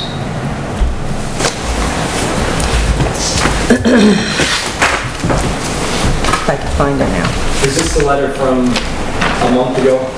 Yes, when I gave it to you guys to think about. To the Danby Select Board, I'm writing this letter to my current concerns about the Fuller Sand and Gravel extension. When the gravel pit first opened, we weren't affected by it on Easy Street, but as the pit grew and the Wayland Woods lot were logged off, thinning the trees, we were exposed to living with a working gravel pit behind our property. We could now feel the blasting shake the house and outbuildings, having to keep your windows closed on nice days because tar smell, propane, the dust clinging to everything. When you go out in the morning to have coffee on your deck, you wipe your picnic table off. At night when you go out to eat dinner out there, you wipe the picnic off, and it is quarry dust. I've seen a lot of it. Okay, and you can hear the machines now because I don't know if it's the way the air is or the thinning of the trees. Is that the letter that you submitted? Yes. Don't do that, Tom. No, I didn't. Please don't interrupt. No, I'm just... Okay. Our property, my concerns are, and I feel this way, that our property value is going to go down because nobody's going to want property with a working gravel pit and paving plant out behind their house. And it's going to be close to us. I thought that maybe someday our grandchildren might live there on our property because it's a beautiful place to live. But will they want to if this proceeds or happens? Then I think about when Tom gets older and his kids take over, what will happen? Will Fuller Sand and Gravel continue, or will it be sold to another company with no ties to Danby? I know that the extension of the pit is 11.87 acres, leaving a 8.11 acre buffer. I feel, but I know that if you walk up the Old Woods Road out behind our house, it's going to be right there with all the smells, noise, dust, and blasting. The trees that are left are not going to be able to filter that. I want to express to you that this is going to be going on for years, and so are the effects. This is going to be the future of Danby, continued. Everyone who lives on the outskirts of the pit expansion are going to be affected the same way. Easy Street, Borough Hill, Brook Road, Danby Village, South End, apparently North End, and up on Gracious Cross Road, Danby Hill Road also. I feel that the extension of the pit is adding years to the exposure would be a mistake for the property owners and residents of our small town life and our future. Thank you for listening, Kim Corey. Thank you, Kim. And that sums it up for me. Yes. Can I just ask a question? I was reading the notes from last meeting and about the village status in Danby. Does that need to be renewed? No, there's a new law that says it's permanent. Okay, so it's permanent, like all the benefits from being listed as a village is staying the same? We don't have to reapply for village designation every 5 years? It was every 5 years. Every 5 years. Okay, I just wanted to make sure, I'm sorry. I just wanted to make sure. And the main reason for that village designation when the legislature created that was to allow for grants to do things in historic villages. Right, that's why I was just curious. That's pretty much the whole We're reason. still in that status, yeah. Okay, cool, thanks. Other public comment? Sean? Yeah, I'm here to discuss the tree. We all know about this big old pine tree that I'm here to discuss. I think it was probably a year ago that I came to the select board to discuss removing that tree. And at which time, when I left the meeting, I was fairly confident you guys were all on board with taking that tree down. I find it rather disheartening that a year later, I find out that you felt it necessary to go find legal counsel to see whether you should actually take the tree down or not. And following legal counsel's advice, you're deciding not to take the tree based on the fact that it'll set a bad precedence for the rest of the community. And like I discussed with you yesterday, Brad, I think what was done on Baker Brook, what was done on Danby Mountain Road, what's been done on Danby Pollock Road, might be setting a bad precedent as you sent the guys out to be loggers. There's quite a lot of firewood taken down, quite a lot of logs taken down on those roads. And I'm asking for one tree. I'm also hoping that we didn't spend as much in legal counsel as it would have cost to take this tree down. Now, I don't have the bill before me, but it was... I just find that a little odd that after you took the time to get... It was less than $100. If you took the time to get 3 or 4 bids and estimates to take the tree down. Oh, you did? No, you did. There was 4 bids submitted to the town to take that tree down. After they were submitted, you found it necessary to seek legal counsel. It looks from my side of the fence that you didn't want to cut it down because of the cost. And I understand that because it's an expensive proposal to take down that tree. But I would like to resubmit that I would like the town to take it down. I think that I've pointed out, it's so odd that after the bids were submitted, that you sought legal counsel. It seems to me that you just don't want to pay for it. And I understand that. I do. But I think as a community member for a long time, I'm asking for a very small thing in 25 years of paying taxes in this community. I'm also a volunteer in this community. I'm asking for one thing in 25 years. And it seems to be setting a bad precedent. Now, has the tree become worse, or, I mean, what's your concern, Sean, other than, is it probably 6 inches taller this year? Well, it's a big tree. I mean, the part of the issue is it's a big tree. If it falls, it's going to take out either my house, a neighbor's house. I mean, it has potential to take out 3 dwellings on the other side of the road, not to mention the damage to your road. Right. And it's going to damage your road. It has a weeping hole in it about 8 feet off the ground that's bleeding liquid constantly. Now, how long do you feel that hole has been there? It showed up about 3 years ago. It became noticeable. What did we have pricing? I don't. We had pricing on it, yes. Sean got a price from Trees, I believe. I got pricing from Trees. I got a price from Davies and Greater Heights. And I guess we're a year ago, so it's in the right of way, but it's not our tree, was what was told to you. Well, What, the town? I pay taxes on that. No, I mean, Sean, we'll address it What the town attorney said is that a right-of-way means that an entity has a right to go over someone's property. So the property is your property. You're responsible for maintaining it. So I accepted that and I said, well, what liability does the town have if the tree falls? And he said the town has no liability. It would be the insurance companies that insure wherever the damage was done. And he advised that we do not set the precedent of taking down trees on people's property.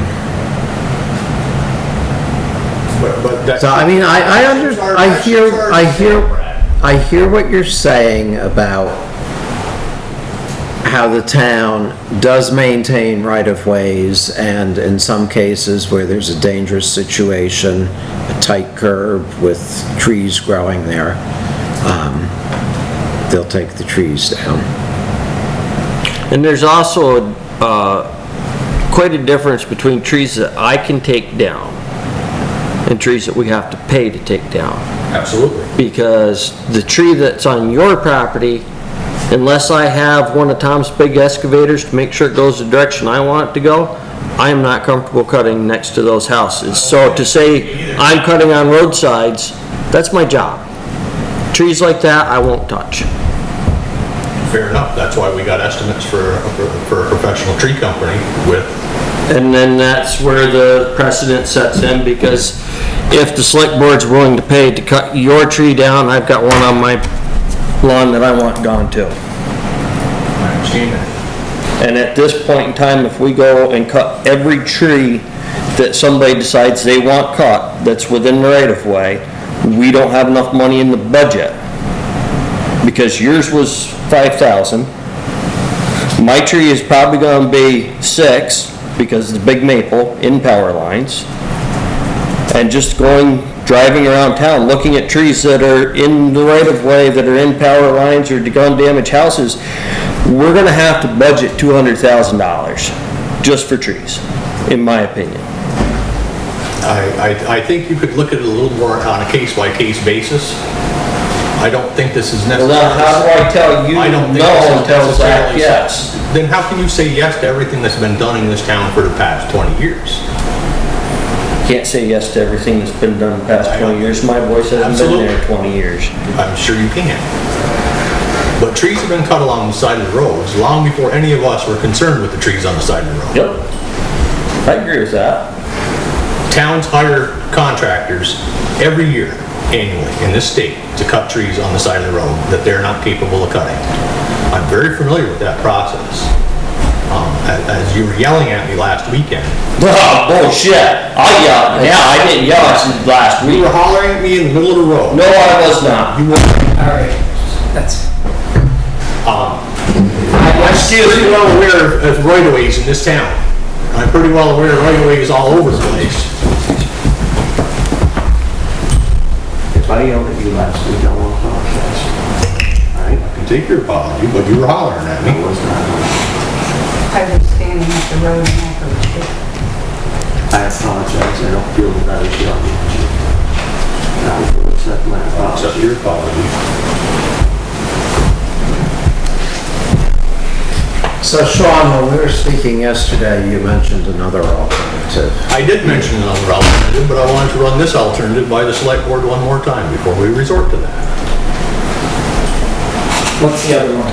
The other alternative is I pay a portion of, if not all of, the tree removal, or dropping it, and then have the town crew pick it up. Because I don't obviously have machinery in my garage big enough to pick that thing up and move it. I mean, that actually sounds quite fair. And we have done this before when we took down Right, the dead that's- tree by Griffiths. Yeah, Yeah, I mean, that sounds very fair to me, Sean. I agree. I mean, I would be happier than hell if you want to split it with me, but if I have to suck it up, I better suck it up.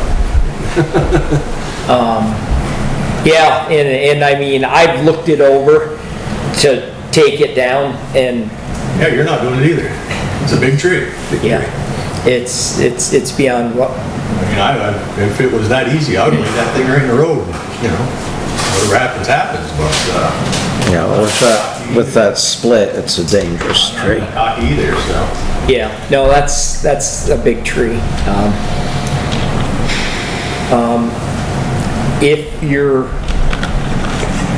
willing to do that, I mean, I'm willing to make a motion that the town crew goes down and cleans up everything on the part of the tree. Let's see, the motion would be, the town of Danby's road crew will come down and clean up every bit of the tree that you take down. Does that sound clear enough? Is there a second? I'll second that. Motion's made and seconded. Any comment or discussion? All those in favor, say aye. Aye. Any opposed? Motion carries unanimously. Thank you. Thank you. Okay.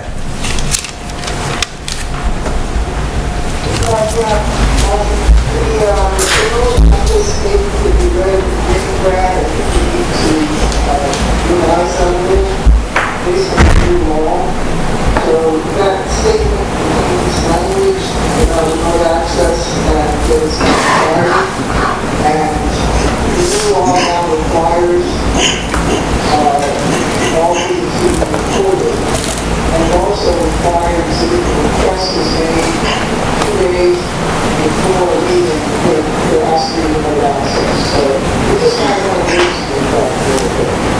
My other comment is that I would like to ask you, please, table your agenda item, motion to adopt resolution to amend land use districts 2023 and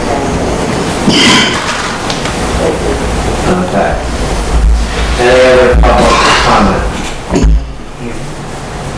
That was kind of hard to hear, but there is a new law that kicked in the 1st of July about recording and providing public access, because the public access that had been provided was done because of the COVID issue. And that sunset the end of June, but we are continuing. All of our meetings are recorded, not only in the form of minutes, but by PEG TV, and all of those recordings are available on YouTube, so anybody anywhere in the world can watch them at any time. So I'm quite confident that we're meeting the letter of the law. I have a question. I listen a lot from home, and I have such difficulty hearing it. I don't know if anything can be done about that. I do it on my iPad and stick it right next to my ear. Well, I'm having difficulty. Yeah. So I don't know if it's the money in the budget, like the ARP money in the budget to like improve those kind of things, improve the mic or whatever the connection is. May I ask a question about that? Are you having a hard time hearing them or the audience? The audience mostly, yes. The audience mostly. So probably we need a second microphone. Or I was already wondering, if we didn't have a space for audience members to step up to, so that everyone can see and hear, especially when it's crowded in here, as it was earlier. It's just a thought, like a podium of sorts. Or maybe a portable microphone? Oh, that would be okay too. Yeah, it would actually probably be simplest and easiest way. Yeah. However, if we did have space to step up to, we wouldn't have to move the camera. It's another thing. So it's... Well, there's no requirement about the camera. It's just the audio. We don't care what you look like or how you're dressed or whether you drove a Chevy or a Ford to get here. Kim? I just have a request of the board. I think that the vote on this should be tabled until you guys sort out some of the questions that have been brought up about the board and that. I think, did Annette say that too? I couldn't hear her. Is that what she said? Kim is suggesting that the vote on the amending of the land use map be tabled. And I thought I heard Annette say that, but I couldn't really hear Annette. Did Annette say that too? Yes. Okay, thank you. And according to the hearing posting, it is agricultural and rural. Yes. Yes. Okay. That's a resident. Yeah, agricultural and rural residential. So it's- Agriculture. But that's... Any other public comment? I have Beth Thompson on, so Beth, go ahead. Hi, Susan. Can you hear me? Pretty good. Okay, I'm on the road. I'm really happy I was able to zoom in. Thanks, Michelle. You're working pretty well. A couple of things. I'm happy to read wordsmith opening statement about remote access. I'm also happy to look at some things about microphones that would accommodate the meeting that would be covered in cost by ARPA funds. But my real reason for raising my hand in this format is to say that the board sitting tonight who are going to vote on this resolution to change the town plan, there are 3 of you who are eligible to vote on this. And it doesn't come down to your personal opinion about whether it's a good idea or a bad idea. It really comes down to your responsiveness as the select board to the constituents who have come in great numbers in your days to let you know how they feel about it. And I think a next idea to table it until we can have some community work to resolve issues among all the stakeholders with the best plan for the select board. And it will show that you have heard your community and you are responsive to them. And that's all I want to say. Thank you. Any other public comment? Okay, we'll close the public comment and we will move on. Is there a report from the Planning Commission? I was not at our most recent meeting. I know they started looking at the town plan again. Our focus was to start with agriculture and what that means for the town of Danby. And we're meeting again in October. And I believe Hillary Solomon would be there at that meeting because she wanted to present a few things. So your next meeting will be the first Thursday in October? Yes, which I believe is... At 6 o'clock? Yes. Right here. October 3rd. October 3rd. Okay. Now we move on to the treasurer's report, and we have some heavy-duty items coming up. So, I don't know exactly where to start. However, I did get the tax rate set and double checked that with Limerick. Had a little hand holding after I did it just to make sure I did it right. And our tax rate for this year for the municipal rate is 0.4407, which, believe it or not, is down from last year. Last year it was 0.4418, so not much, but still down. The local agreement rate, which is on those small, what's the word I'm looking for? The lodge, those ones. That is up a hair, so that went from 0.0016 to 0.0021. And as we all know, state education rates went up. If you want to hear them, if you care, that doesn't pertain to us, we're all stuck with it. Well, we shouldn't get beat up over the education. We're just... We should. Well, But they did go up, that's our hands. But our actual municipal rate went down, which is kind of exciting. Our grand list went up after the appraisals by $100,000 and some $1,000. That's not much. It's not much, but $100,000 and some $1,000, not dollars.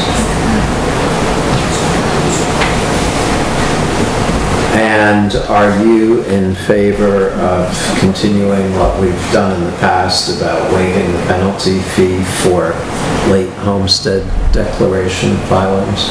I think that being a taxpayer in general is difficult, so sure. Yeah, there's no need for excess difficulties. So I agree. So I would entertain a motion to set the municipal tax rate at 0.4407. I'll make the motion. Motion by Haines, is there a second? I will second it. Seconded by Fuller. Any discussion? I guess my thing is, do we usually put in the fraction, or do we? So the computer does that thing. Yeah. That is Abbott, that is state of Vermont, the New England municipality, the NIMRIC system. That's how it runs all that. Probably when you go over, $2.5 million, that teeny tiny little fraction makes a difference. Yeah, no, it does. So I didn't know if we rounded up on that. No. Okay. Any other discussion? Okay. All those in favor of setting the tax rate at 0.4407, say aye. Aye. Aye. Motion carried unanimously. Next, I'll entertain a motion to waive the penalty fee for late homestead declaration filings. I'll make the motion. Motion by Fuller, is there a second? Second that. Second by Abbott. Any discussion? All those in favor say aye. Aye. Aye. Motion carries unanimously. And I will entertain a motion to set the local agreement at 0.0021. I'll make the motion. Motion by Haines, is there a second? Second that. Second by Abbott. Any discussion? All those in favor, please say aye. Aye. Aye. Aye.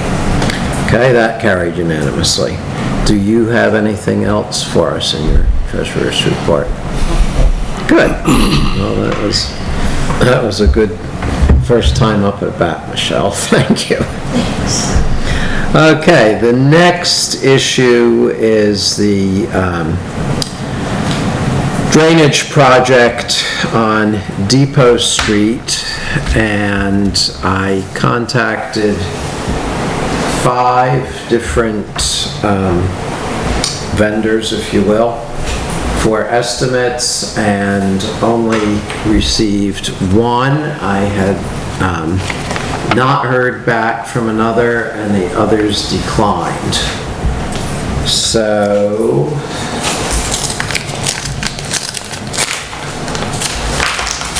I guess before we open up the numbers and stuff, do we actually have a written proposal of exactly what we want? Just so that when we award this project, we know exactly what we're awarding. we do not have a written bid sheet, if you will, but I was very clear with all of the people that I spoke to that we were talking about a 5-foot catch basin, approximately 1,000 feet of 15-inch black plastic pipe, packed in crushed 1.5-inch crushed stone, covered with landscape fabric and topsoil and seeded, resetting mailboxes that might be in the way, covering any of the water services with foam board. I guess. And before we open that, and not to cut off your before we open that, should we write them into a formal thing and just have them say, yes, that's the actual what we bid on, or do you think well, 2 of the people said that they're just too busy to do it. Right. So, and here we are in August, and we need to have this money committed soon, and hopefully the project done soon, because this has been a thorn in a lot of homeowners' sides for over 15 years now.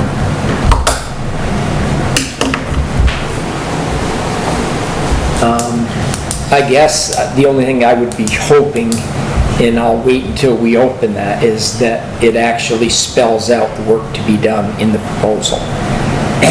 Because I would feel uncomfortable just on a lump sum But that's my thoughts on, And that's where I was going with it too. yeah, sorry to cut you off on No, that. that's fine. So, I mean, I don't know what it says in here, but if it just says a lump sum, maybe the motion could be to award a contract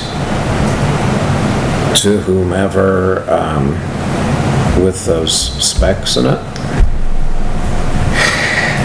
Well, that's the thing is, I mean, I just don't want some confusion amongst what was said and what is being done. Because it's hard enough to get everything done that is actually in writing sometimes, as opposed to, well, you said this, and really there's nothing other than what you said, and what they said, you thought you said. And that's a concern, you know, if we get up into thousands of dollars on a project that without the formal spec that maybe we should have discussed, which it's our whole board fault on that we probably are gonna have to be sure before we award anything that we're discussing the same, that the actual, everything is in there, is my thoughts. But I don't see any harm.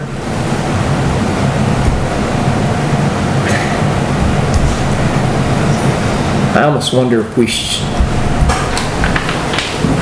should table it and draw up a spec sheet and then contact this one person who submitted a bid and say, can we get, see, the thing is, I mean, we probably could open it and it may be in there, but if it isn't in there, we've got to discuss what we're, be clear what the, can I take a peek?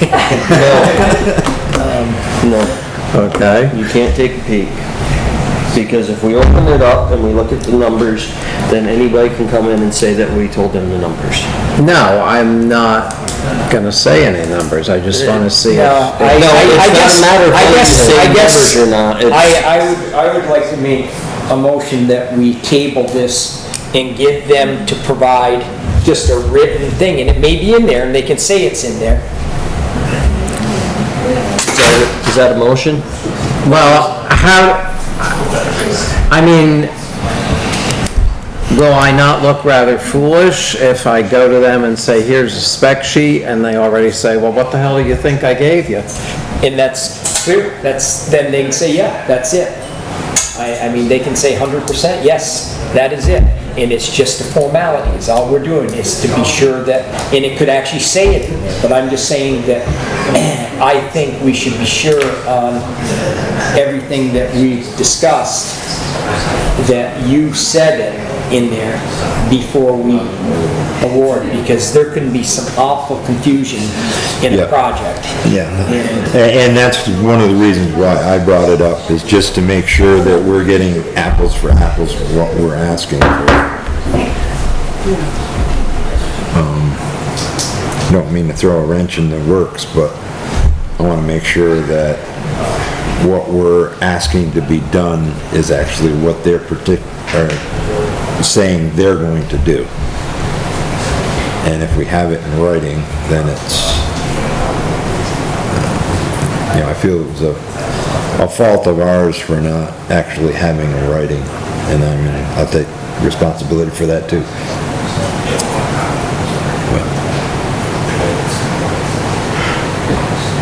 So we're all accepting responsibility for dropping the ball on this, and I'll make the motion, we table that till we get it in writing. Get the specs that Get we're the asking specs for. that we're asking for in writing and make sure that that's what they actually And priced. as long as that they agree to that was it. It's as simple as that and can be quickly turned over. Is it gonna change if we table it to the September meeting? Or can we? We can call a special meeting if we need to. Yeah, I would be in favor of I mean, I'm calling good a with a special special. I mean, the Griffiths called earlier, they would have been here to speak, but when it rains, Ed can't move his Right. equipment that he No, and I'm needs good to. with a special meeting, but I'm not good with not having an actual spec that everything is listed on, because you and I can have a conversation and we get confused on what was actually, was it a 5-foot or a 4-foot? I mean. Well, and we learned some lessons back in the water system Yes. days, Scott Construction. I'll second Steve's motion. Okay, that so we- there's a motion to table made and seconded. There's no discussion on a motion to table. All those in favor of tabling, say aye. Aye. Any opposed? Aye. So the motion carries.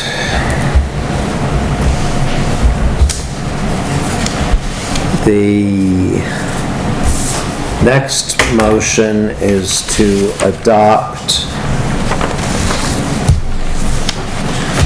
My paper down.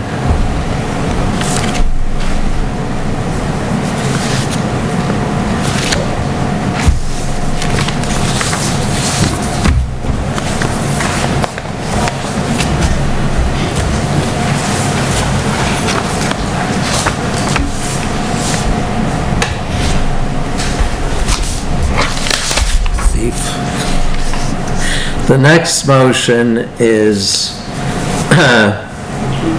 to amend the Danby Town Plan to expand the land use commercial industrial district on South Main Street by 11.87 acres.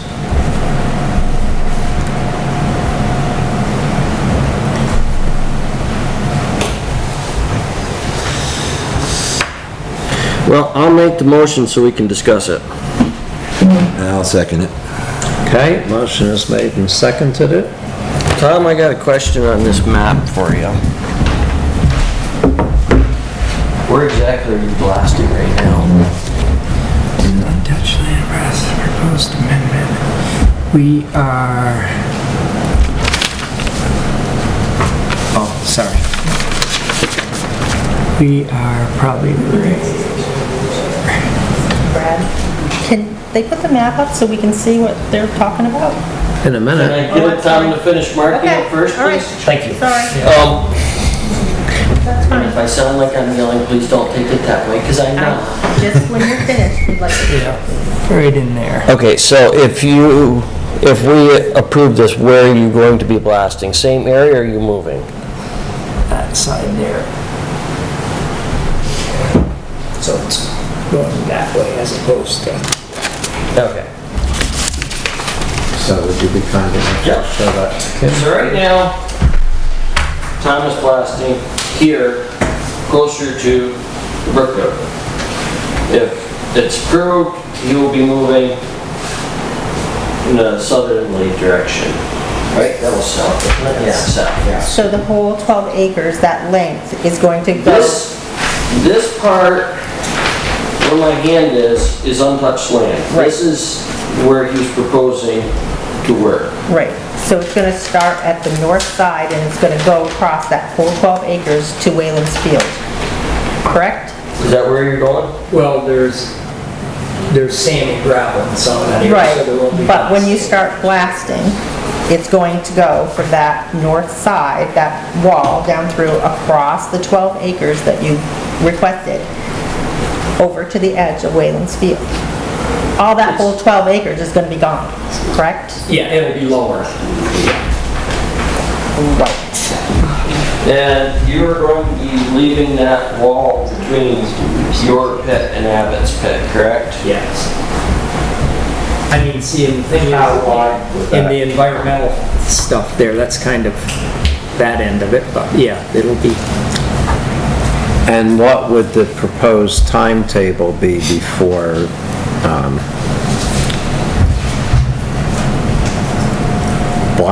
before any kind of use of that land took place?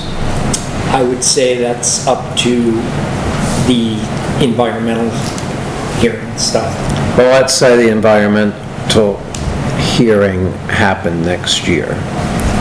Then if we received our permit, we would. You would start immediately. Yeah, utilizing that in that year or somewhere in that time frame. Yeah. So,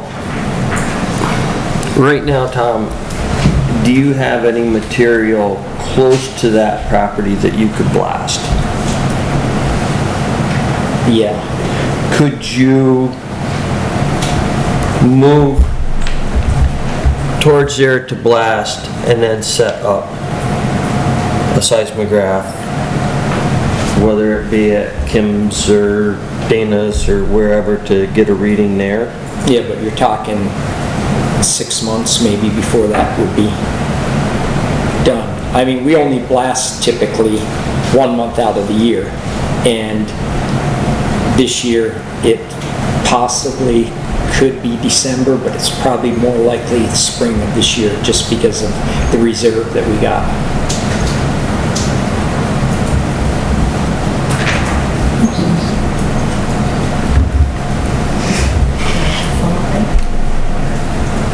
Yes?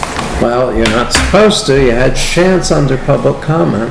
Okay, well, this has come up now, so it changes the public comment. But anyway, if you guys do the test run, but you've already voted to expand the pit, it's too late. You know, like if you do the seismographs or whatever they're called up by us when Tommy blasts, but you've already voted the expansion, it doesn't really matter because it's too late to do anything. That's all. Well, see, the direction I was trying to go in with this was if Tom could do a test blast now to see how much it would mitigate it before I approved it. Okay, but it's not going to be in the same places when that moves forward, because you're going to have the wall moved up toward Easy Street. You see what I mean? Where you go across that map between the unavailable land and the land, when that land is gone for the pit, it's going to be 894, is that yards or feet, Tom? Your numbers on the side. Feet. Feet closer to us. No, it's going to be farther away. I don't see how you figure that, Tom. Well, here, this is how I figure it. We've been over it before. you got 826 Okay, so feet. look at this. This is the untouched land that's, yeah. Right now, the back wall is here. Right. This is the side wall. They're gonna go across here. It's gonna bring it up to No, Tom's right here blasting now. This is And it Abbott's shakes pit. us. I know that, but when all this is gone, is it still back here away from us, or is it up here away from us? It's 150 or 160 yards from this point to our property line. 179 yards. Do you know how close that is? That is like from here to Nichols Store. Maybe. So you're telling me that it's not closer to us, but it is, because you're getting rid of this whole piece, and this is going to be the wall on the pit. No. When you take all this away. What do you mean no? Explain it. Because I guess I don't understand. And maybe I'm just... So what she's saying Right now, is this is where you right are now we're here. blasting and this is you. That's where we are. The closest we will ever be is the very first blast, which is still already farther away. The second one is going to be even farther away. The third one will be there. No, the fourth because one. Tommy, we're down there in that corner. We're not up here. Brad's up here, or Bunny. To the 12 acre mark, it's 171 yards. Yeah, but your house is over here. I don't care about my house right now. We have outbuildings. We have property, it's to our property line. We have outbuildings down back. What's it gonna do? From that outbuilding. Well, the thing to your is, house Kim, about as 75 yards. I've said previous, unless you guys want to call all the engineers in the United States that they don't know what's going on, that the blasting limits are more than in compliance, and they're not even 10% of what is allowable by US standards. Well, then I would hate to see That's what- why whenever any complaints come in, the state looks at them, they review them, and they have all the options in the world. Now, either you're saying the state of Vermont doesn't know what they're doing, or you're saying, because we follow the rules. Those are the rules. I know you say you do, and I'm just saying that you're saying it's not closer to us, but it is. Right now, you've got a distance of how far from there to our property line. You take away that dirt and rock and stuff, it's close. It's 312 versus 171 on extra wide. I'm glad to walk it with the top two. So I have a question. This part of the parcel that's labeled untouched land, if the board went along with changing the land use map, amending it, would you be willing to forest that land with a combination of fast-growing trees and pines? Pretty well forested now, isn't it? I think it's open field, isn't it? It's all heavy Yeah. forest. Yeah. It's all worthless wood. It's all worthless woods. So we're told. Well, the good wood was harvested. But this change of our declaration is only subject to an Act 250 permit. If we change it, it's still not a guarantee until it's permitted. Correct. Right.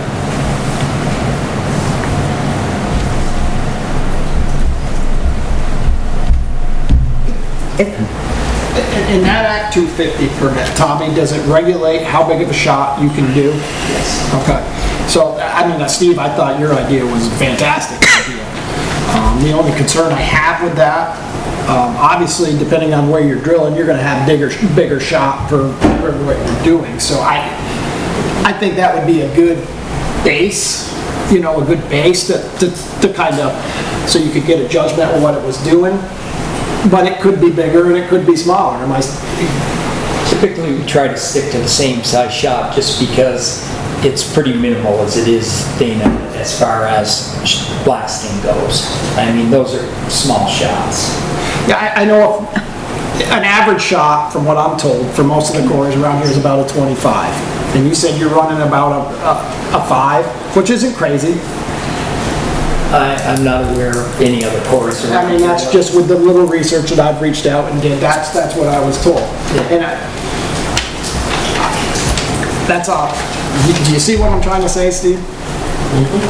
So, the chair is not allowed to make motions, but I would be inclined to suggest that we table this based on what we've heard tonight and based on what Steve suggested. I'd personally like a little more time to consider all of that. But again, it's the will of the board because I'm not allowed to make motions, only break ties.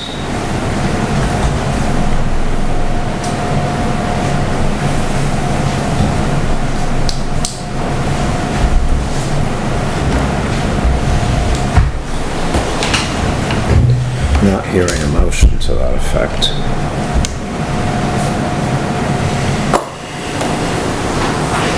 Well, I'm willing to rescind my motion and make a motion to table it. Does the second agree? I know there's been a lot of discussion on this, and the change of the land use is only subject to what Act 250 will actually let him do.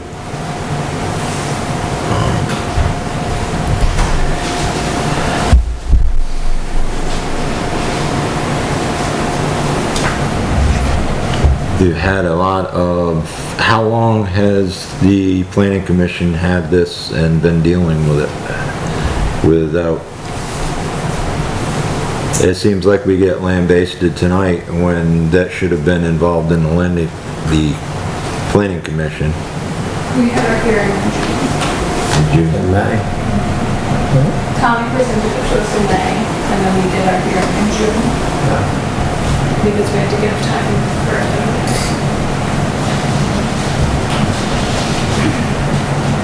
And how long are are you feeling that we should table this for?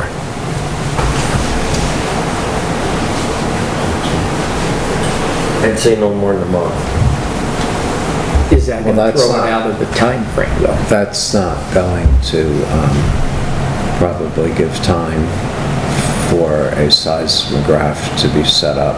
Well, Tom just said he wouldn't be able to because he's not going to do a blast between now and then. So that's what So I'm at this saying. point in time, if we table it, it would only be for, I don't know, somebody to come in with hard factual evidence. Everybody said what they're experiencing.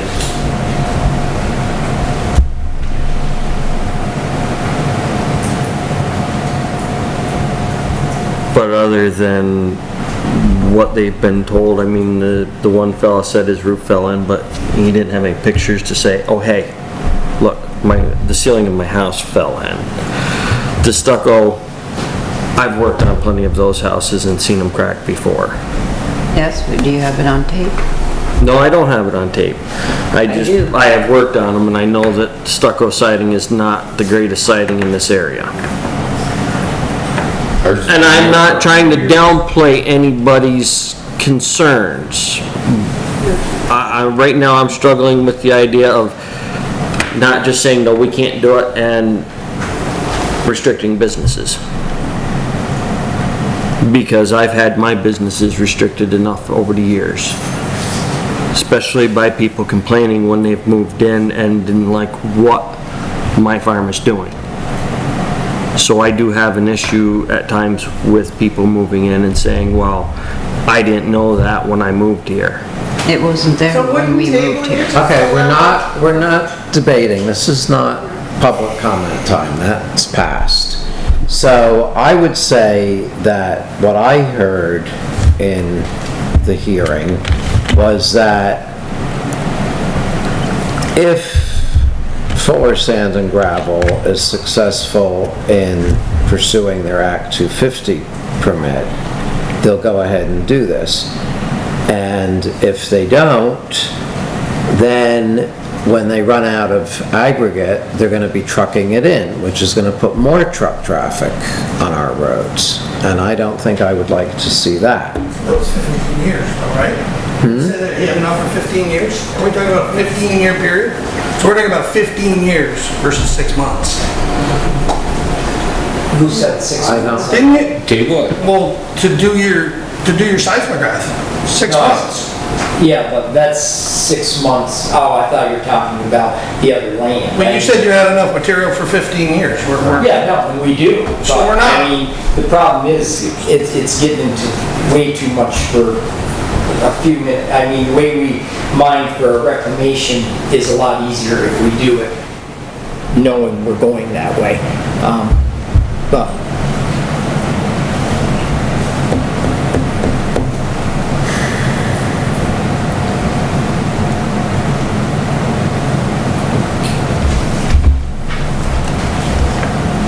I think you can make an argument to table it until you do that blast. Then you have your evidence, you know.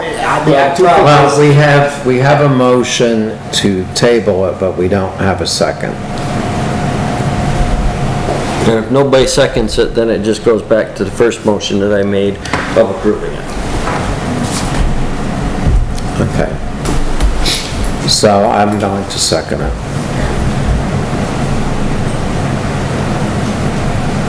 And there's no discussion on the motion to table, so clerk, would you poll the board, not including Mr. Fuller?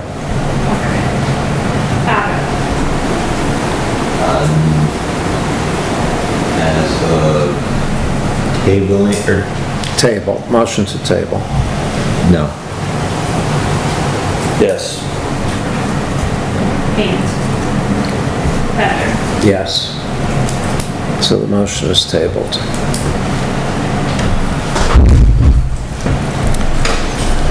Next, we move on to the road commissioner's report. Thank you. All right, I had Steve writing up a thing that he didn't like writing. So, I'm gonna write it different next time. I got thinking about that. I'm gonna write it different. You'll like it. because it's hard to try to put everything into a context of what he does in a month, so we, other than storm work, ditching, brush removal, I'm just trying to find, they took down some trees on the Pollitt line. I'm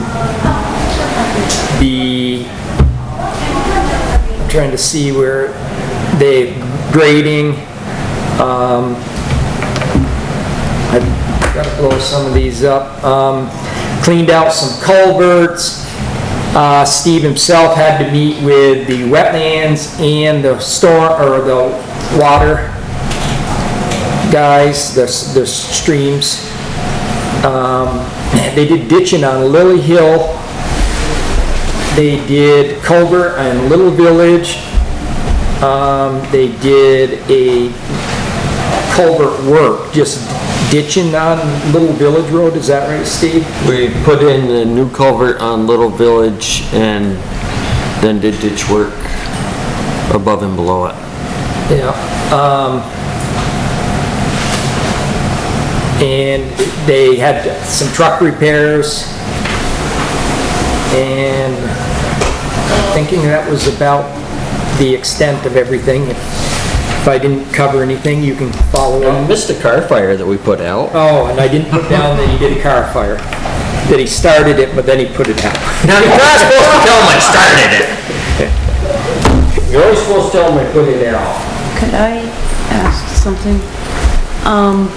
There's a sign between our house and, I don't know who owns it. Oh, the road turn sign. Yeah, it's slowly going into The swamp. the swamp. Yeah, Can we pull it up and I'll have these guys. bring it here, or, because there's enough crap in the swamp? Yeah, no, I'll have these guys deal with it. Steve, put that on your list, that sign. Do you want me to It probably, remove it or just no, it stay probably up? should be reset. Okay. Yeah. Yeah, we can do that. I don't know if you can see it anymore. It's kind of sideways now.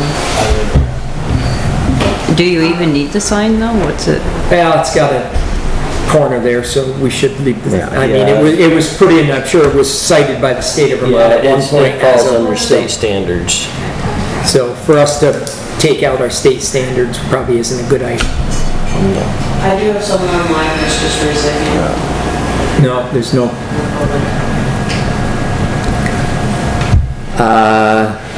Okay, is that it for the road commissioners? that's it for my report, unless you want me to read every word Steve said. Is there any old business? Any new business? We'll make the motion to adjourn. Okay, motion is made to adjourn. Is there a second? I'll make it. Okay, made and seconded. All in favor, please say aye. Aye. Carries, and the meeting is adjourned at 8:30.